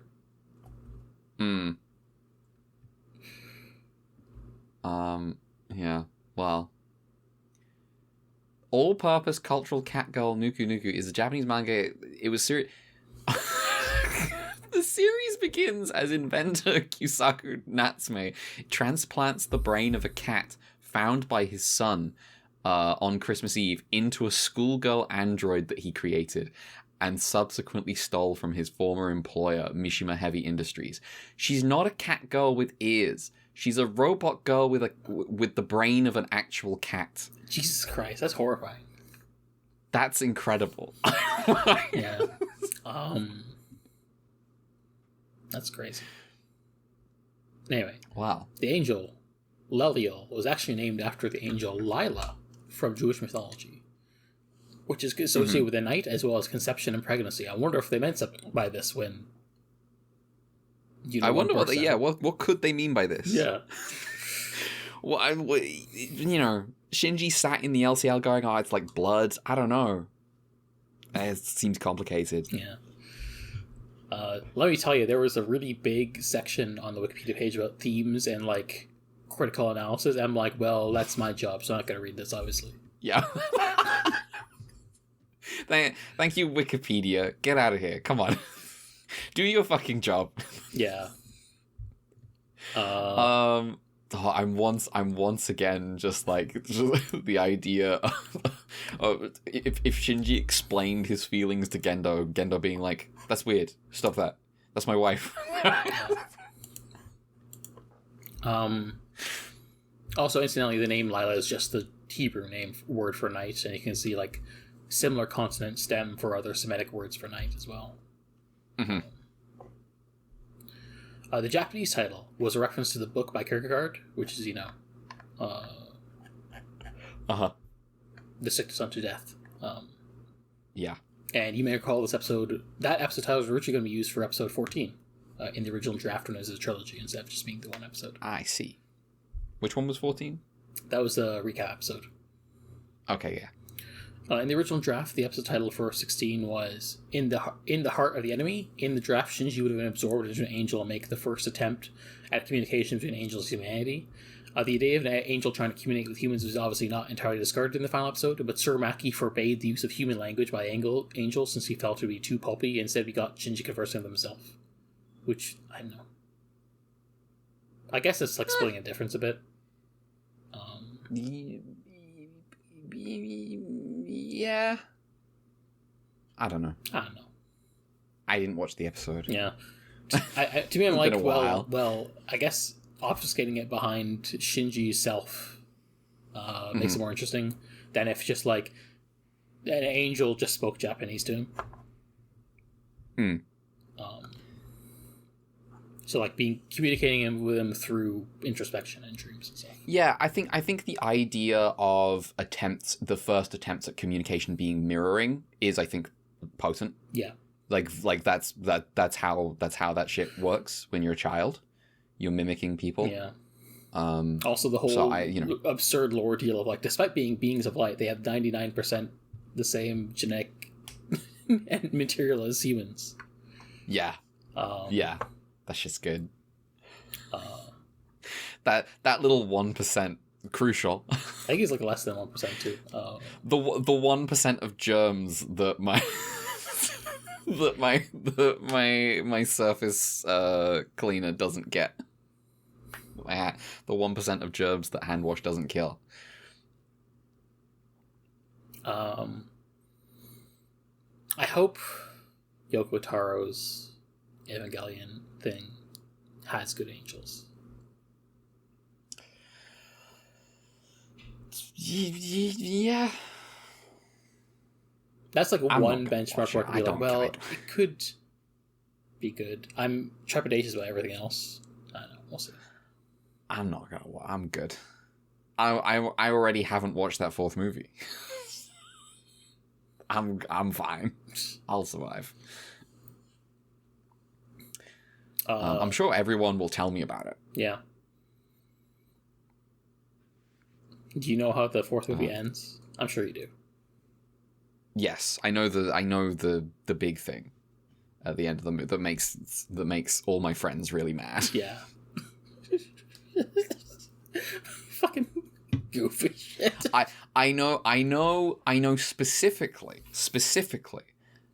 that I really don't like movie 3, and that when I was like I didn't like this one, and Jackson responded to like my tweet or my post. This was on Twitter. This was back on Twitter, and Jackson responded to be like, "It's really funny that like the beginning, like the first bit of the next movie, fixes every problem that you have with the third movie, and then the rest of the movie's bad." I was like, okay, thank you. I do like the first half of the fourth movie, but also I didn't hate. I enjoyed. Movie 3 on revisit, so yeah. Yeah, I mean, I'm a hater for that one. I'm not keen. Yeah. It's all good. Wow. What else did I have to say? Oh yeah, Surumaki also originally wanted to have the conversation be like, quote, a dizzying vortex of images of all the people from Shinji's past memories speak. But this was rejected by Anno, who preferred the line approach, the voices over white lines. I see. Also, it may have been like logistically very difficult to actually do that. So, yeah, that's like a sort of the the classic writer-director relationship. Yeah. Akio Jisoji. Akio Jisoji. The thing is, Mamoru writes some crazy shit, and Jisoji's like, "Wow, you think that's a lot." Let me show you how I'm gonna make it look. Yeah. There's also when I start noticing I'm putting this as trivia, even though I don't need to, but I'm just gonna say it here because it's funny. This is when I also start noticing the Wikipedia articles start talking about the whole apocryphal stuff about Evangelion is a critique of otaku and how they need to touch grass. Oh right, yeah. Wikipedia, calm down, do your job. And Anno's just telling the otaku the things they don't like to hear. So whatever, man. You're playing with toys. Whatever. That's your career now. Yeah. You don't get to say that. Yeah. Oh, I have a wife now. Yeah, okay. I'm rich and married, and now I'm happy.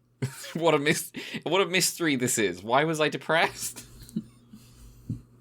All the Evangelion money goes directly into my fucking pockets because I own that shit. And now I'm happy. Wild. Not that I dislike him like crusading against the fucked up shit at Gainax to like give the other IPs back to creators, but Oh yeah. I mean, listen, it's Gainax is Gainax. I can imagine him being like, wow, that's just fucked. And now you too can watch the second season of Panty and Stocking. So I guess you can thank Anno for that. I haven't. Yeah, me neither. I guess I could. You could. It is theoretically possible. It is theoretically possible. It's just not 2013 anymore. Yeah.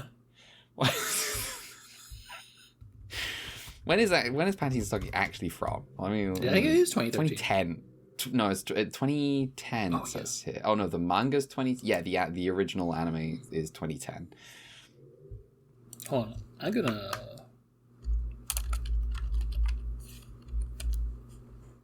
I wasn't watching anime in 2010 like that, so I had a couple years lag. Give me a second. What's up? I need to discover for myself. Okay. Live on air. We're in suspense.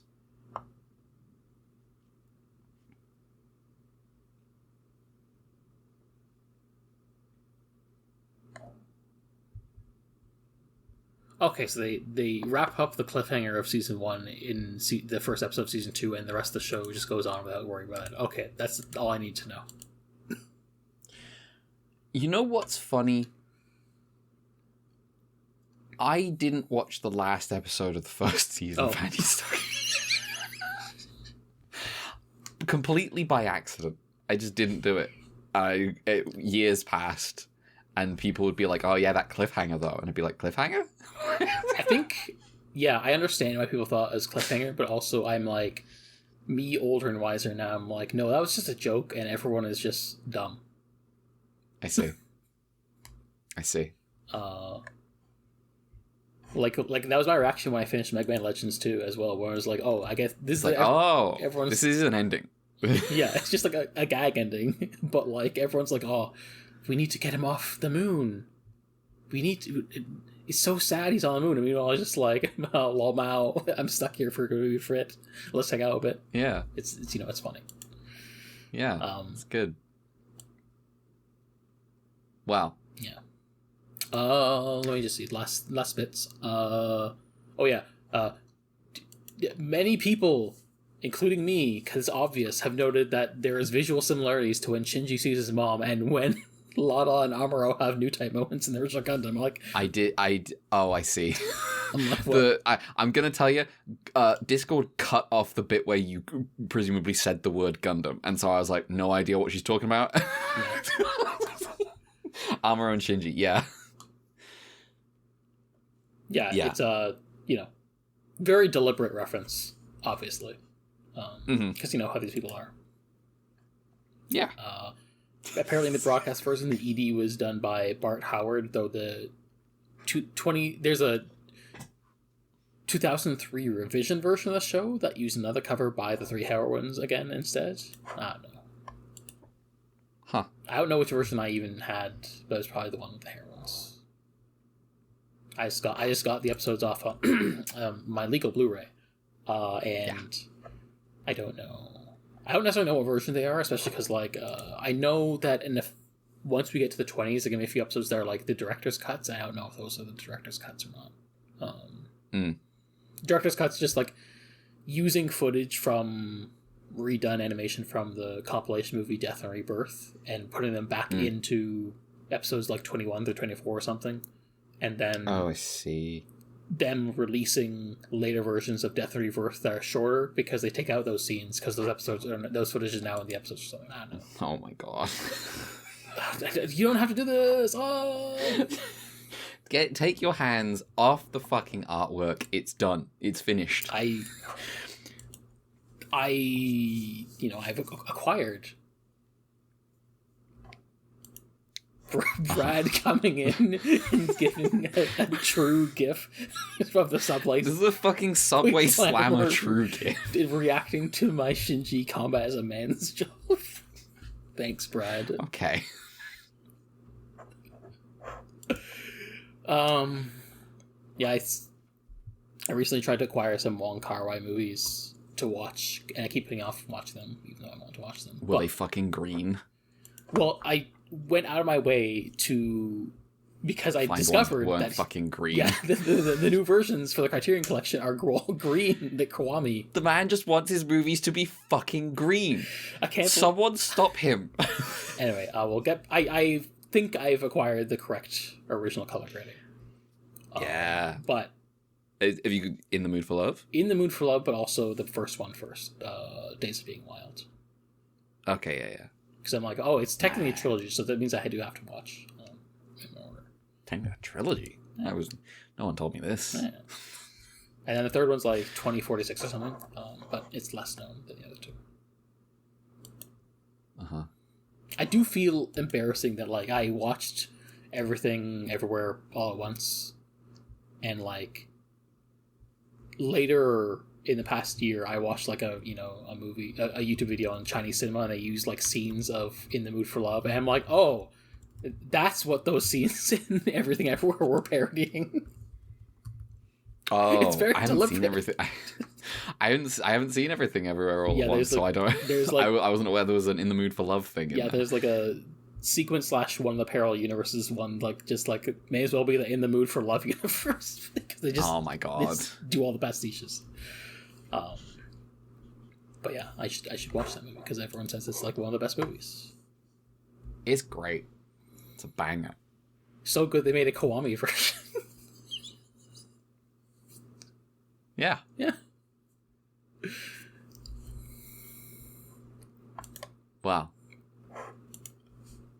Any more for this episode? I think that should be good. All right. I mean, if anyone wants to just do the, I don't think I need to go deep into themes like that. It's really introspective. I disagree that goes on, like, some of it's obvious and some of it's just jerk off motion. So it's just like cool. It's like seeing, Shinji has like his introspection. There's obvious mother analogy, 30 million light years. Yes, we know what Evangelion's about. It's just a cool episode. Shinji continues to be like, he continues to run away. That's his thing. Yeah.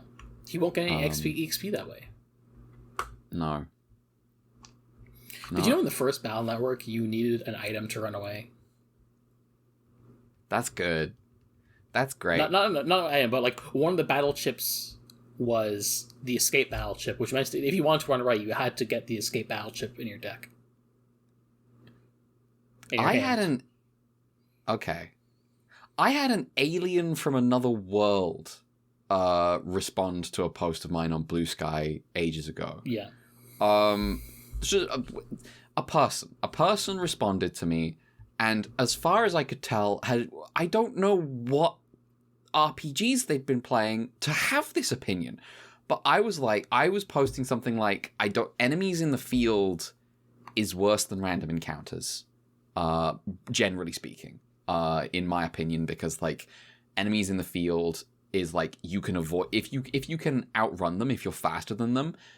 Now now the game is outsourcing all the pacing of leveling up to you, the player. You have to be gauging, how many fights should I be having?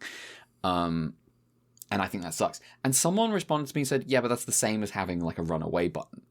And I was like, no, that's not true.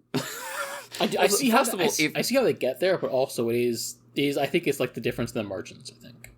Right, but that when I pushed back on this, I was like, well, if it's so different, then how come games that have enemies in the field also have a runaway button? Oh, that's true. Because they're different things. They have a different function, and they're like, yeah, but like the runaway is like, you can guaranteed to get away every time.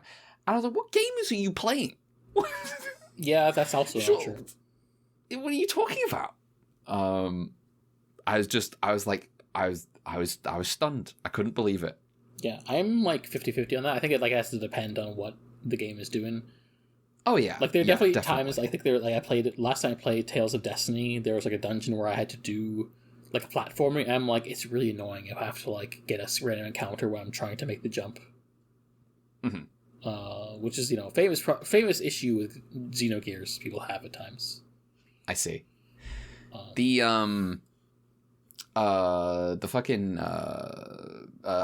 played Trails. I finished, I played Trails in the Sky #1. That game is all like encounters in the field.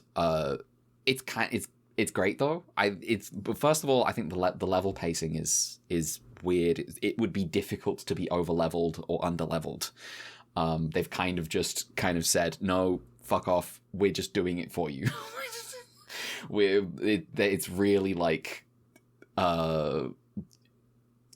solving the problem with like a nuclear solution. But I've played a lot of like games where like the encounter in the field, and like I don't have any problem with it. But it's just like one of those things where I'm like, I think I was playing Dragon Quest XI or something a couple of years ago, and I was like, I'm just having to figure out how many fights I should be having, because I'm never getting caught by any of these enemies. I'm not a 5-year-old. I can just also, evade them every time. If you're good, it doesn't matter if you're underleveled.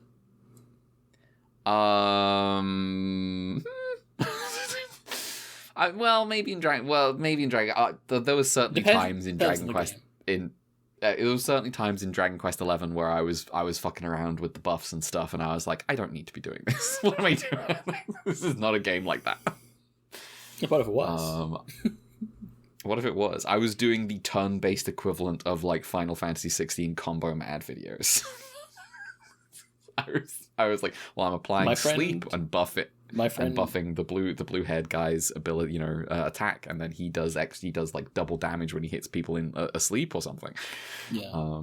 Anyway, it is like different mechanically, but my friend Kayam has been doing like challenge runs of like super bosses in Pokemon Legends ZA because it's like because it's just an action RPG. You don't necessarily need to be the right level for things, and so he's like, well, okay. I'll just be a good action gamer and then beat these level 200 super bosses like 60 levels under level. And he does it. Wait, I don't know. I guess I don't know what the gameplay of those games is. How action game? Yeah. I mean, that's. Can you dodge attacks? Yeah. Oh, okay.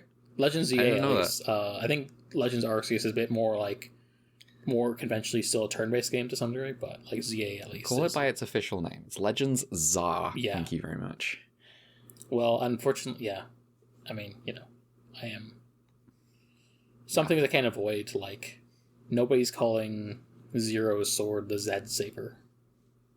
The Zed Saber. He's the Ultraman's name in Japan though is Ultraman Zet. So. So just know. Yeah. Ultraman Zed.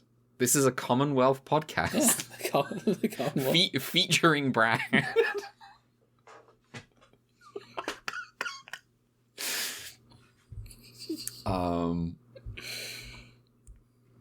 Well, this last episode. Yes. Is called. You might notice my. Well, first of all, yes. You'll notice there is some real dumbness in some things. Yeah.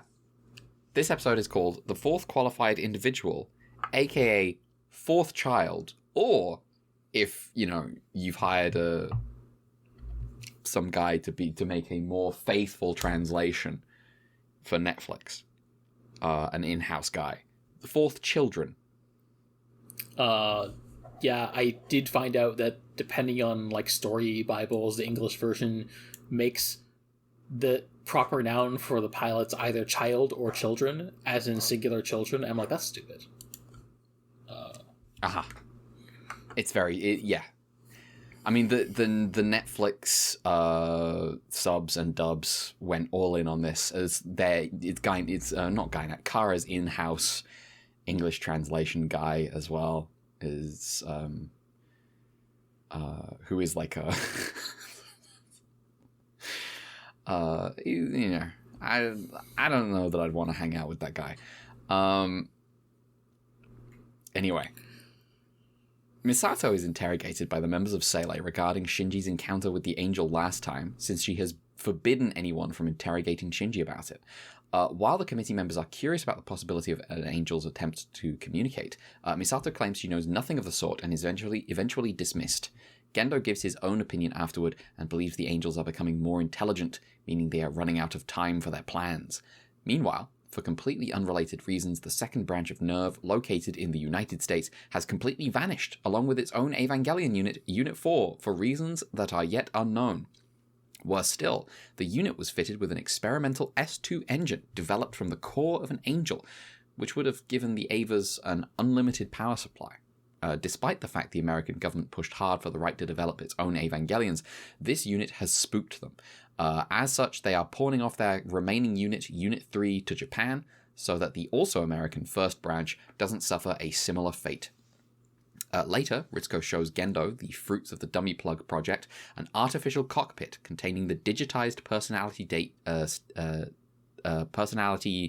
data of Rei. While Ritsuko believes it to be a pale imitation, you can't really digitize a human soul after all, Gendo believes it is sufficient to do its job, which is to trick the AV units into thinking there is a real pilot. Therefore, he orders the dummy plug data be installed in Units 1 and 2. However, for the forthcoming Unit 3, using the dummy system on its own from the jump would be too dangerous. Thankfully, they've already found a fourth pilot candidate. When Ritsuko tells Misato about this later, Misato is surprised, since the Marduk Institute, who's supposed to decide these things, hasn't told her anything about this. She accuses Ritsuko of hiding things again, though Ritsuko asks for her trust. Misato is distressed upon finding out the candidate's identity, and the two also debate the ethics of using children to fight for humanity. especially as Ritsuko alludes to the fact that compatible children are perhaps purposefully being collected into one place. Misato decides to not tell Shinji about this for the time being, since he's been out of it since the previous operation. Anyway, throughout this episode, we get a lot of focus on Toji for some reason. As he goes to visit his sister in the hospital and gets stuck with class duty, he even has to bring Rei's homework to her, since she keeps being absent on account of being stuck on the in the nerve tubes duty.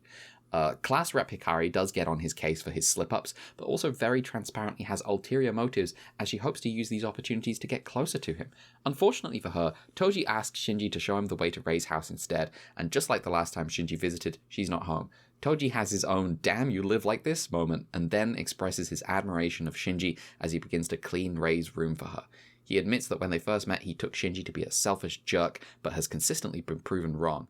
Rei comes in at that point and, to her own surprise, thanks Shinji for his cleaning up.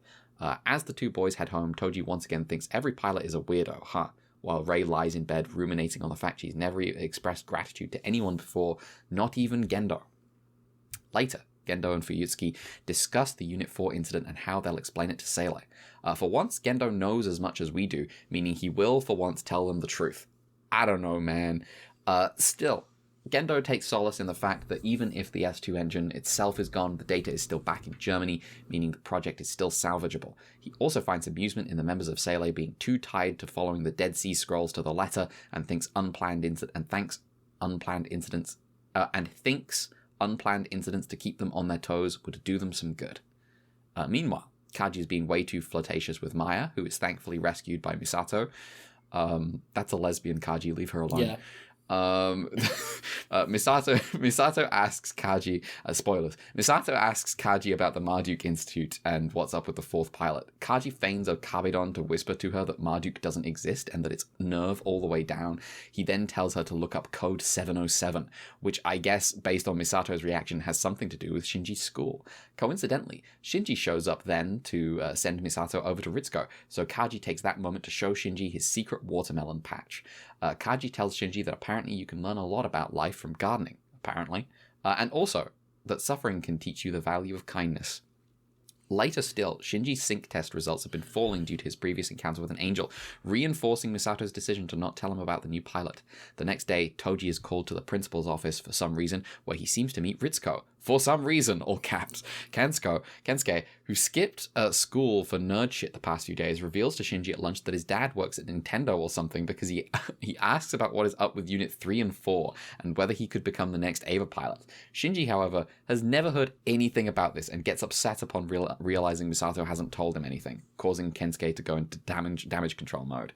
Toji comes back to class much later, looking rather out of it, for some reason, but still has to do his class duties. Hikari gives the usual lecture when he eats a late lunch first, but then offers to make him homemade lunches from now on. To her delight, he accepts.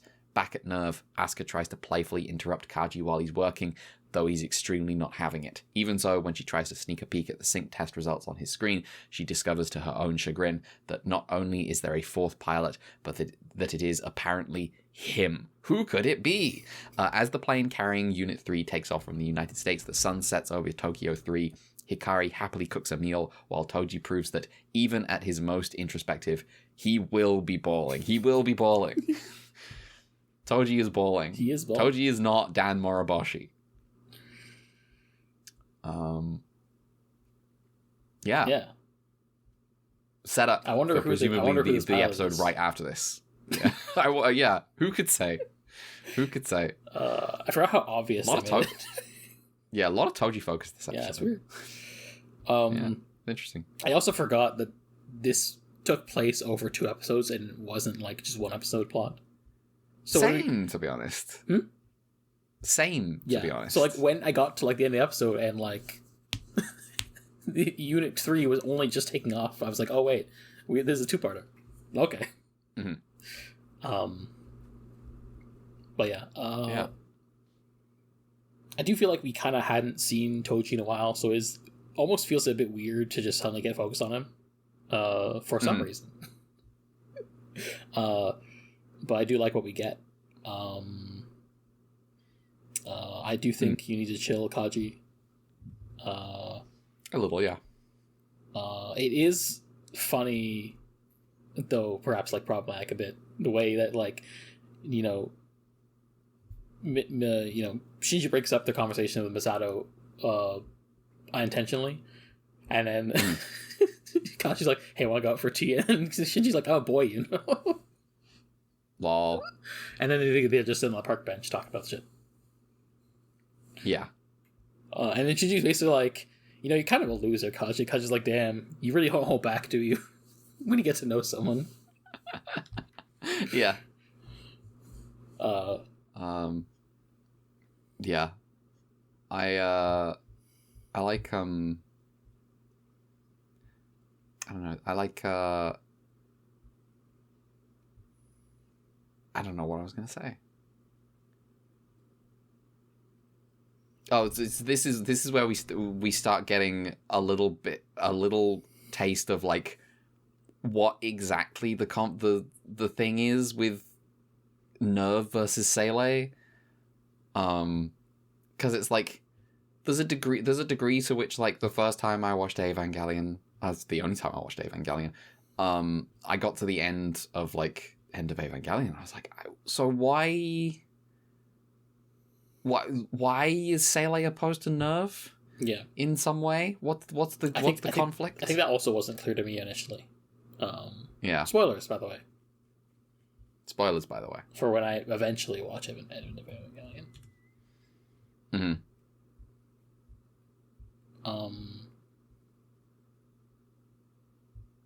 We get a little taste of it here. Yeah. Of the conflicts to come. Conflicts to come. Yeah, I know I forgot about the Marduk Institute entirely, but it's, you know, more proper noun stuff as it turns out.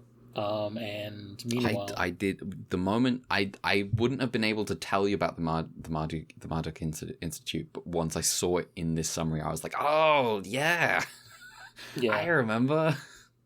And also now I'm like older and recognize things where I'm like, oh yeah, Marduk is the god, patron god of Babylon, the city. So that's some, you know, layered stuff they're doing with their myth stuff. Which is mostly still just nerd shit, to be honest. Like, people are being like, oh man, it's so deep. It's like, well, no, I know references too. Yeah, I mean, it's sort of like a middle road where it's like, on the one hand, it is just like, oh, cool evocative shit, but also it does have meaning. Like it's not just set dressing. Like, you talk about, you know, which angels are which, and it's like, oh, they are actually relevant to what's going on in the episode. They did put in the work, which is, you know, especially because it seems like they didn't know anything about like this stuff before they started working on the show. So, you know, credit where it's due. Just, you know, it's easy to get into giving Anno a sorority mode because we know where his career goes. Yeah. Because he deserves it. Yes, ultimately, he deserves it. We are shoving him in a locker every day. Yeah. Yeah. He needs to be less happy.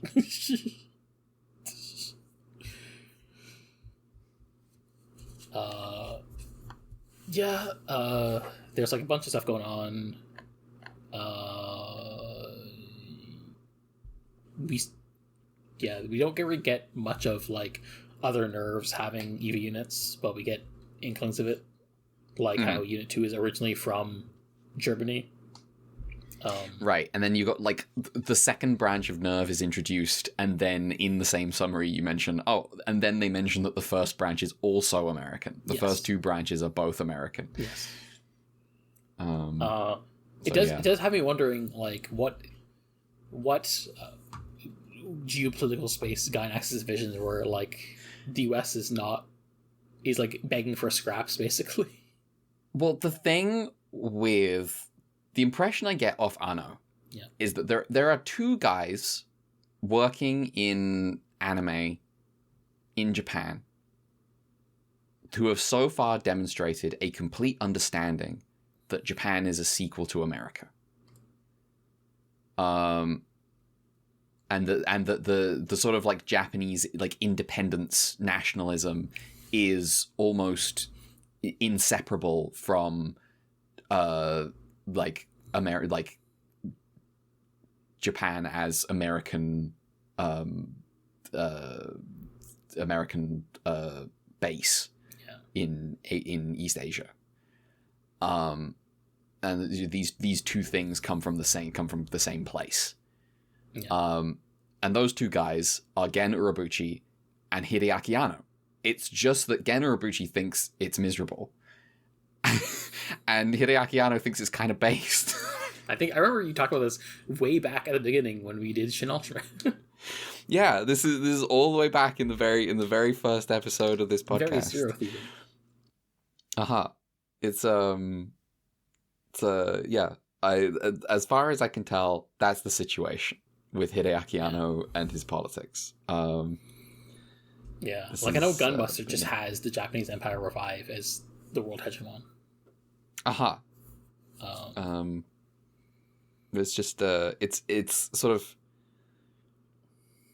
it's, you know, watching like the Ultraman one and it doing like the America stuff. It was just anyway. I think everyone else is caught up in like Japan versus America as like a very real idea. And I think Hideaki Anno has recognized that that's not true. It's just that I disagree with him about whether it's good. Yeah.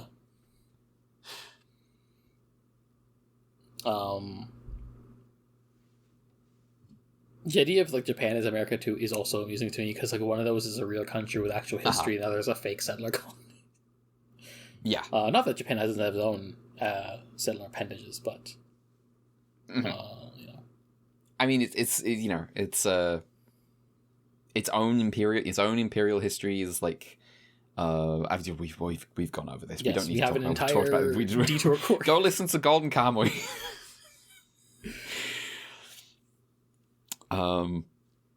Anyway. Yeah. We don't actually get to see Unit 3 in this episode, right? No, we don't. Is it Unit 3 we see, or is it Unit 4 we see eventually? Like, I thought it was Unit 4, but it's Unit 3. Unit 4 is the one that blows up. Okay. It is the fourth unit. It's Unit 3. Yeah. Because Ray's is 0. Yeah. Fourth children. The fourth children, referring to one child. Yeah. I think when I look up Unit 4, which will not be in this order, because it's not real. This could be a sorter. You egged me on to do it because... I did. It's a good idea.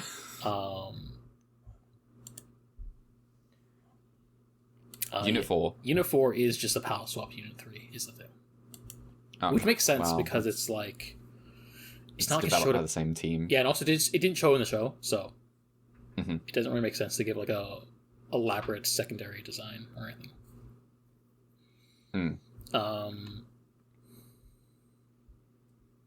Yeah.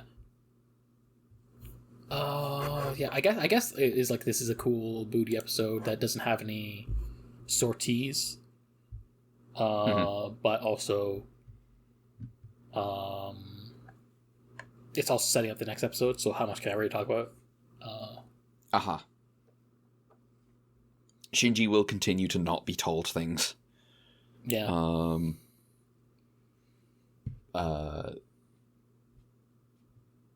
The sort of like the situation with like Misato having to keep secrets for like actual real like I can't tell you shit reasons, and Shinji obviously inevitably taking this as like, well, she won't tell me things.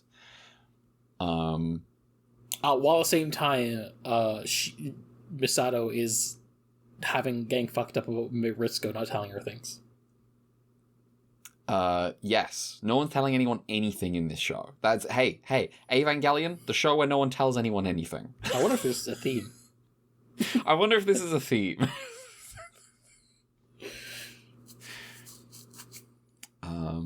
That's why everyone's fucked up, because no one tells anyone anything. And apparently if I read that manga, I'll find out that people are fucked up regardless of whether they tell people things or not. We'll see. So it goes. So it goes.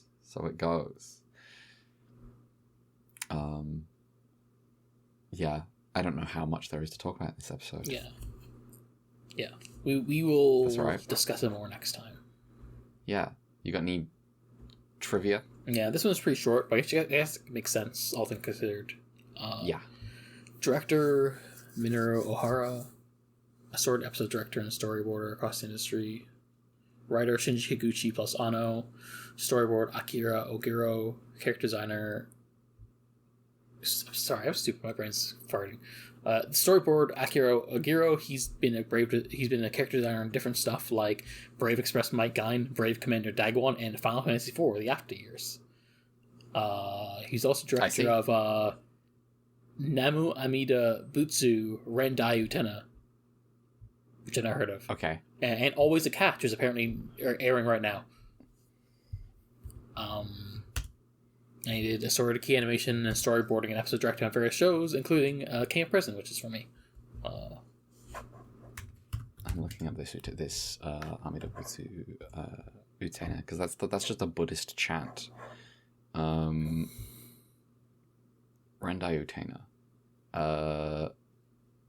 This is just action show. This is an action show. I see. Anyway. Yeah. I don't know if I forgot any more trivia for this episode, but that is okay. I'll just do it for next week, because it's a two-parter. You got any color timers? Yeah, for one episode. Yeah. And let me tell you, this one's stupid. I bet. Because it's also hard to tell with the timeline. Keep in mind that in universe, all this happens across several hours, with various jump cuts. Unit 1, who's active the whole time, 14 minutes 56 seconds. Unit 2 and 0 may or may not be active the whole time, so I'll do it in 3 parts. Part 1 is the first operation, which is 3 minutes 25 seconds. Notably, Asuka on screen because of the cable won't reach for reasons. Unplugs for exactly 5 seconds before plugging herself back in. Part 2 is 4 minutes 27 seconds, and Part 3 is 1 minute 52 seconds. And that's it. Okay. That's it. No other EVA units going off this episode. Well, I wonder what will happen in the next episode you watch. Yeah, good question. Good things, I bet. Yeah. Well, that's going to be Evangelion for this week. Which means we can take a quick musical break, and we'll be back in a moment to talk about anything else.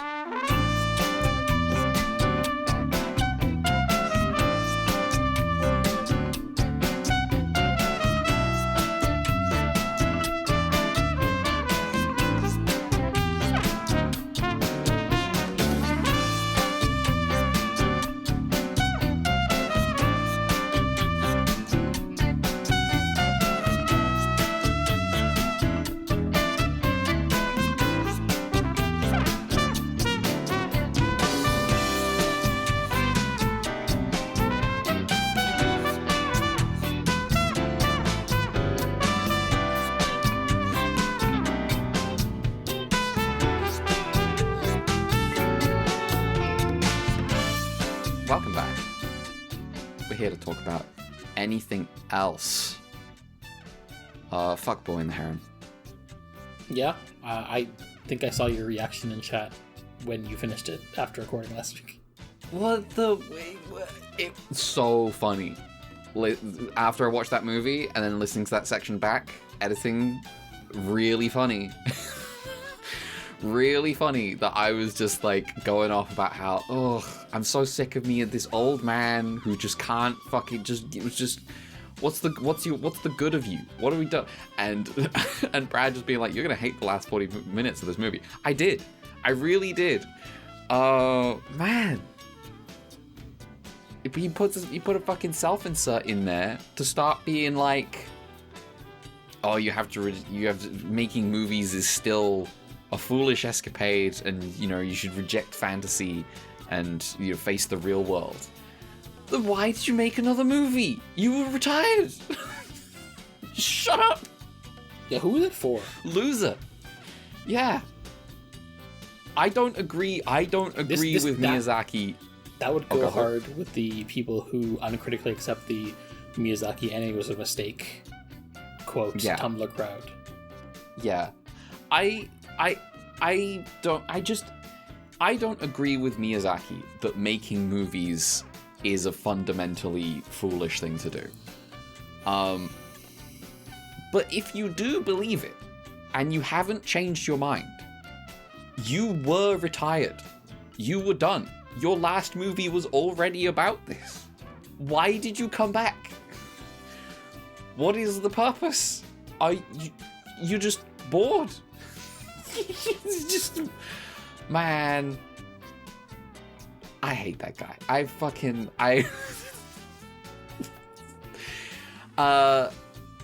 The movie is not good. I like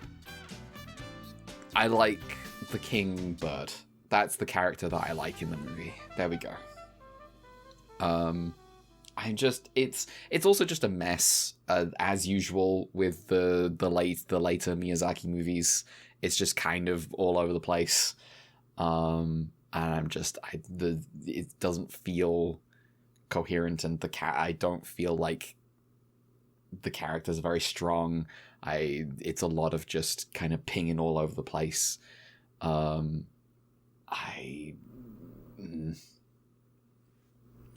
You can really, because like I watched that behind the scenes for like the Wind Rises, and he's he is truly like making that movie as he goes.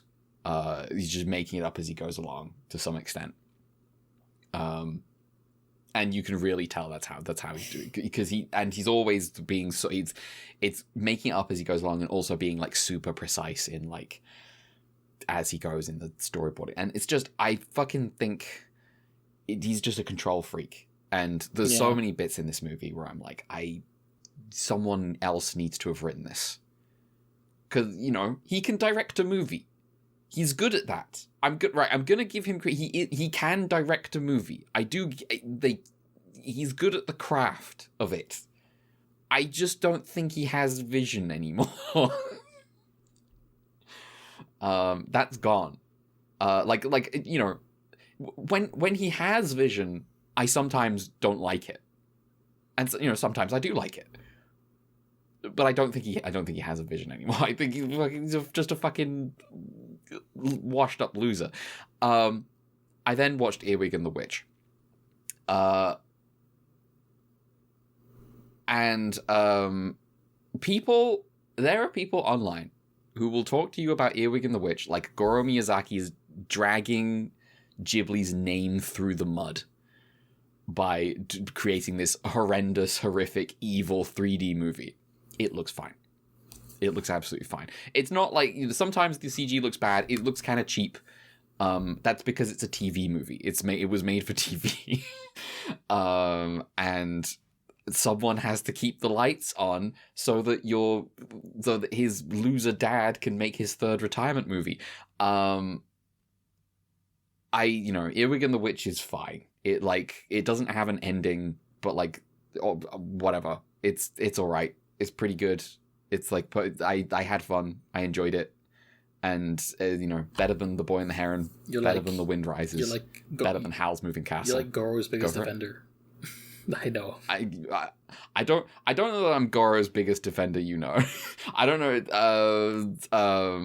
There's some Goro defense in AbMap, but Earwig and the Witch is absolutely fine. I haven't listened to... There's the and then an airplane, just the abnormal mapping. I meant to listen to that Ghibli podcast, but I keep thinking I wanted to watch Nazca first. I should probably just listen to that. But I've listened to exactly one episode, because the first episode is Cagliostro. You've seen the Lupin thing, yes, exactly. But I haven't listened to their Earwig and the Witch podcast. Yeah, to be honest, I haven't listened to a bunch of their later episodes because I'm just watching the movies. They did not enjoy Boy and the Heron. I remember that. I think I can guess why. He just keeps making this. He's kind of making the same movie over and over again, and it's kind of like I'd stop. I don't know whether they're as down on Howl's Moving. I know they're down on Howl's Moving Castle, but I don't know if they're like I'm truly like Howl's Moving Castle is the worst Ghibli movie, without a shadow of a doubt in my mind. And then there's like multiple other Hayao Miyazaki movies, and then Earwig and the Witch. Here's the thing. Tales from Earthsea is that bad. It is the same level as bad as Howl's Moving Castle. That is down there. That is the second worst Ghibli movie. It's only not the worst Ghibli movie because it is the directorial debut of an architect who was coerced into making a movie. Yeah. He didn't want to be there.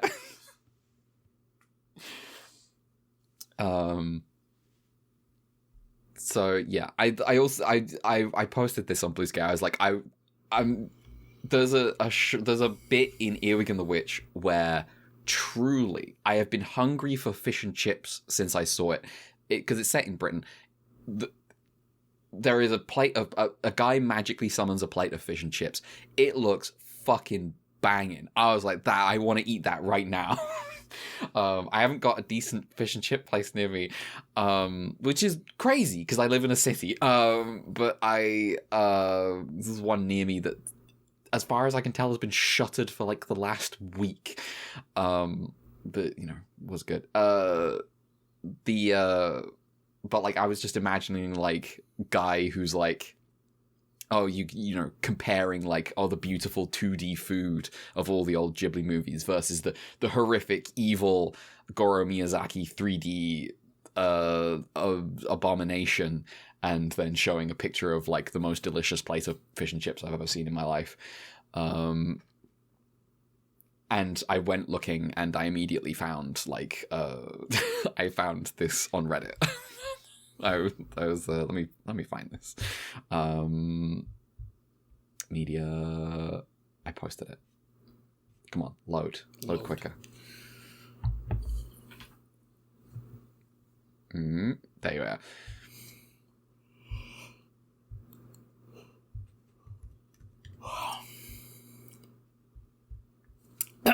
Court the Human. It's the first Ghibli film where I'm not amazed by the food. Everything was so stiff looking. Everything was so stiff looking. I'm the film. Yep. That's meaning.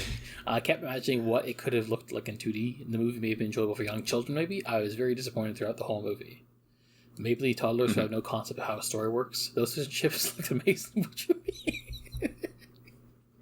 Yeah, I was just like completely separated from me making up this exact interaction 5 years ago. This exact interaction happened. A British person responds, "What are you talking? Those fish and chips looks amazing."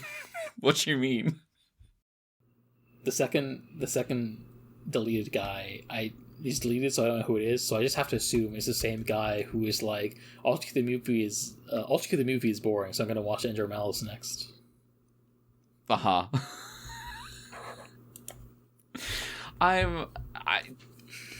Yeah, Earwig and the Witch is fine. It's not like great. But it's perfectly fine. It's whatever. Yeah. I think my ranking of Ghibli movies is maybe insane though. I don't know.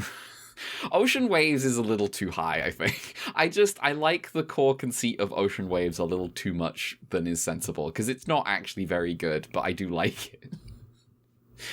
I don't know if it's just that there's way more Ghibli movies that I don't like that ends up in the top half of the list, and I'm like, what the hell am I doing?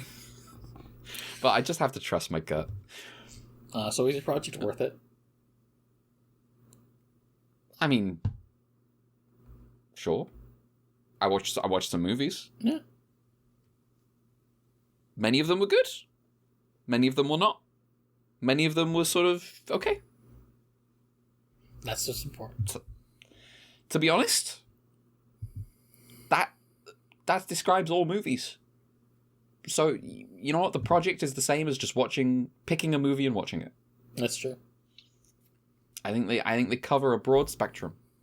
I think all the way up at the top, you've got your Only Yesterdays, you've got your Nausicaas, your Whispers of the Heart, etc.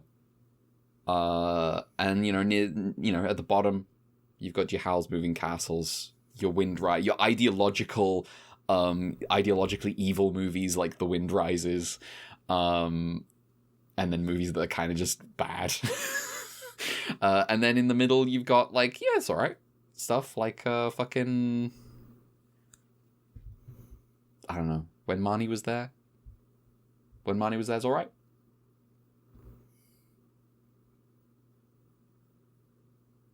And she was there.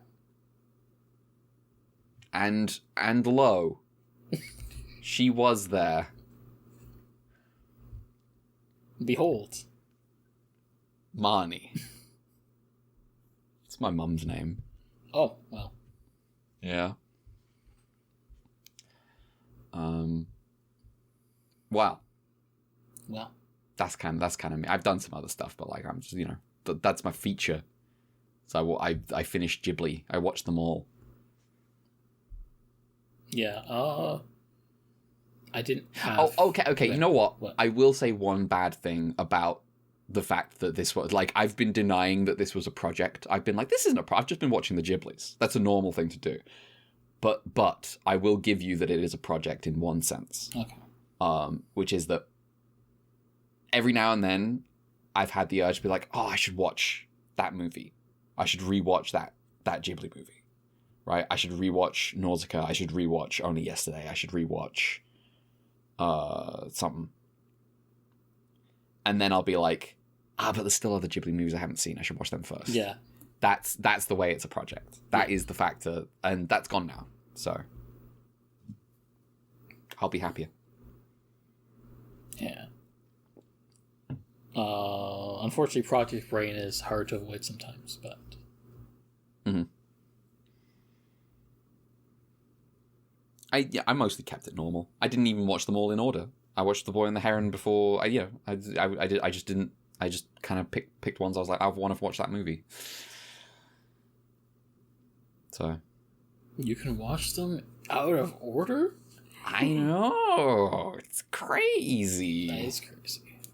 I kind of watch them mostly in broadly order. Oh, so their podcast. Like our podcast. That's true. That's me. What you been up to? I don't think I have anything this week. I don't have much. I have some stuff I made minimal progress on, but nothing finished. And also, yeah, that's what you did. Evangelion this week. Yeah, I guess that's it. Let me You said you were busy yesterday. Yeah, very busy with Ava yesterday. With Evangelion, while my uncle was just I was watching in the living room. Oh no. Writing the summaries. I was like, oh yeah, I'm gonna read some White Album 2. I did not do that because of Evangelion. Rip. But I'm near the end of introduction chapter that at least. Halfway through episode 2 of Human Echo. Yeah. Back in the USSR. Oh, I wish. Uh-huh. Why did you bring up the USSR anyway? Sorry, that's a song off White Album. Oh, okay. Well, It's a Beatles song that was going to be called Backing the USSR, but was misheard, and so they sang Back in the USSR. Yeah, well, I know of the song. I didn't know that trivia about it. I also didn't know it was in the White Album, but I do know the song exists. I didn't know the context. Yeah. I think it's on. If it's not on the White Album, oh well.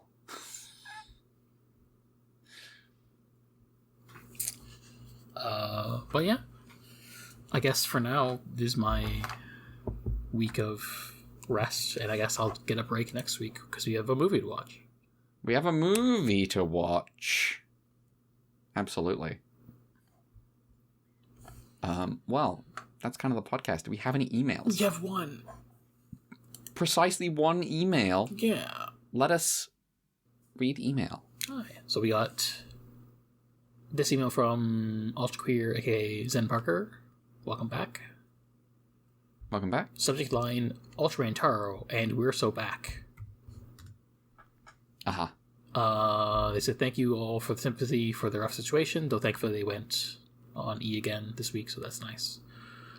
I made it through Taro at a similar pace to Ace, but unlike Ace, I had absolute blast with Taro. The lead-in on the sillier side of Ultra gives Taro such a unique tone compared to the other series. It was such a blast that it's my second favorite Ultra beside behind Tiga, which of course we haven't seen yet. I don't have much to say because it's easier to complain than sing phrases, but during your Bird-On coverage, you mentioned how you wish it was a 2-parter instead of a 3. I disagreed with the Elementary. As soon as Zoffy died, I thought, I hope this is a 7-parter, where every episode consists of an Ultra brother fighting down and being killed by this bird. Mm-hmm. You know, that's true. I don't want to say about the stretch of Evo, but I have some fun lore deets near the end. So watch till next time.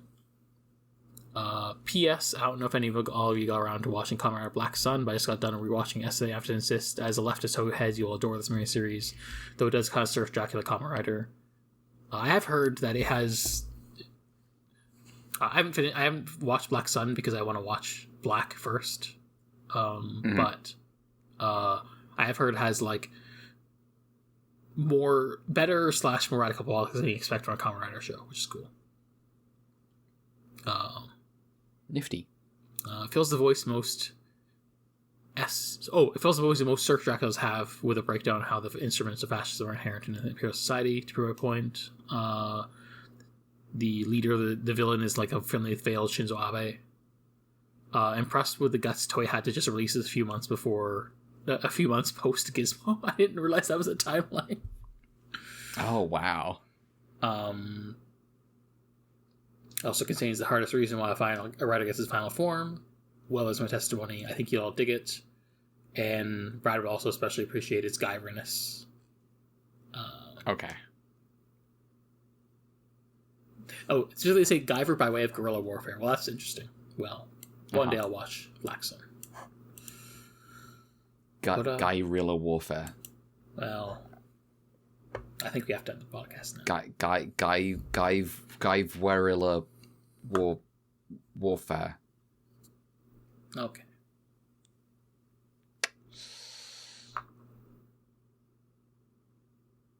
David Hayter. He's a professional in sneaking around. Yeah. Well, not anymore after Keith Sutherland took his job. Yeah. Well. Though there was apparently he played a fake anyway. Yeah. Venom punished Snake. Venom punished Such Snake. a funny name.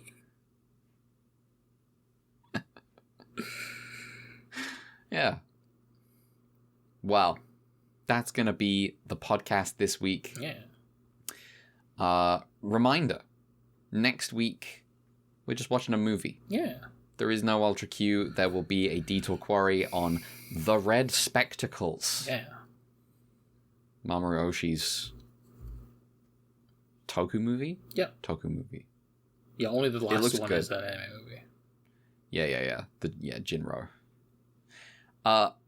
Until then, goodbye for now. Yeah. Oh no, plugs. Yeah. I'm an idiot.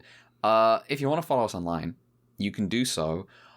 We are still technically on Twitter. We're at at Ultra underscore QUE. I was about to plug my own account.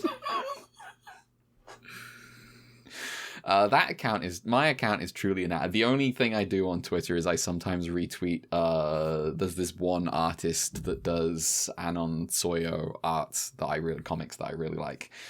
Always good. Yeah. It's okay. Ultra underscore QUEUE on Twitter. I'm having to remember this all from scratch. Now that I'm out of the flow, I have to remember the words as the real meaning. And on Blue Sky, we are Ultra QUEUE, no underscores on Blue Sky. Yeah. I'm also on Blue Sky. I'm at Red November. Mel, your plugs. Hi. You can send an email to ultrapod@gmail.com. And read a coffee, Ultra Fund. I don't think there's anything of note other than that at the moment, so, you know. Yeah. Cool. Well, that's it. Goodbye, everybody. We'll see you next week. For a movie. The Red Spectacles. See ya. See ya. Later.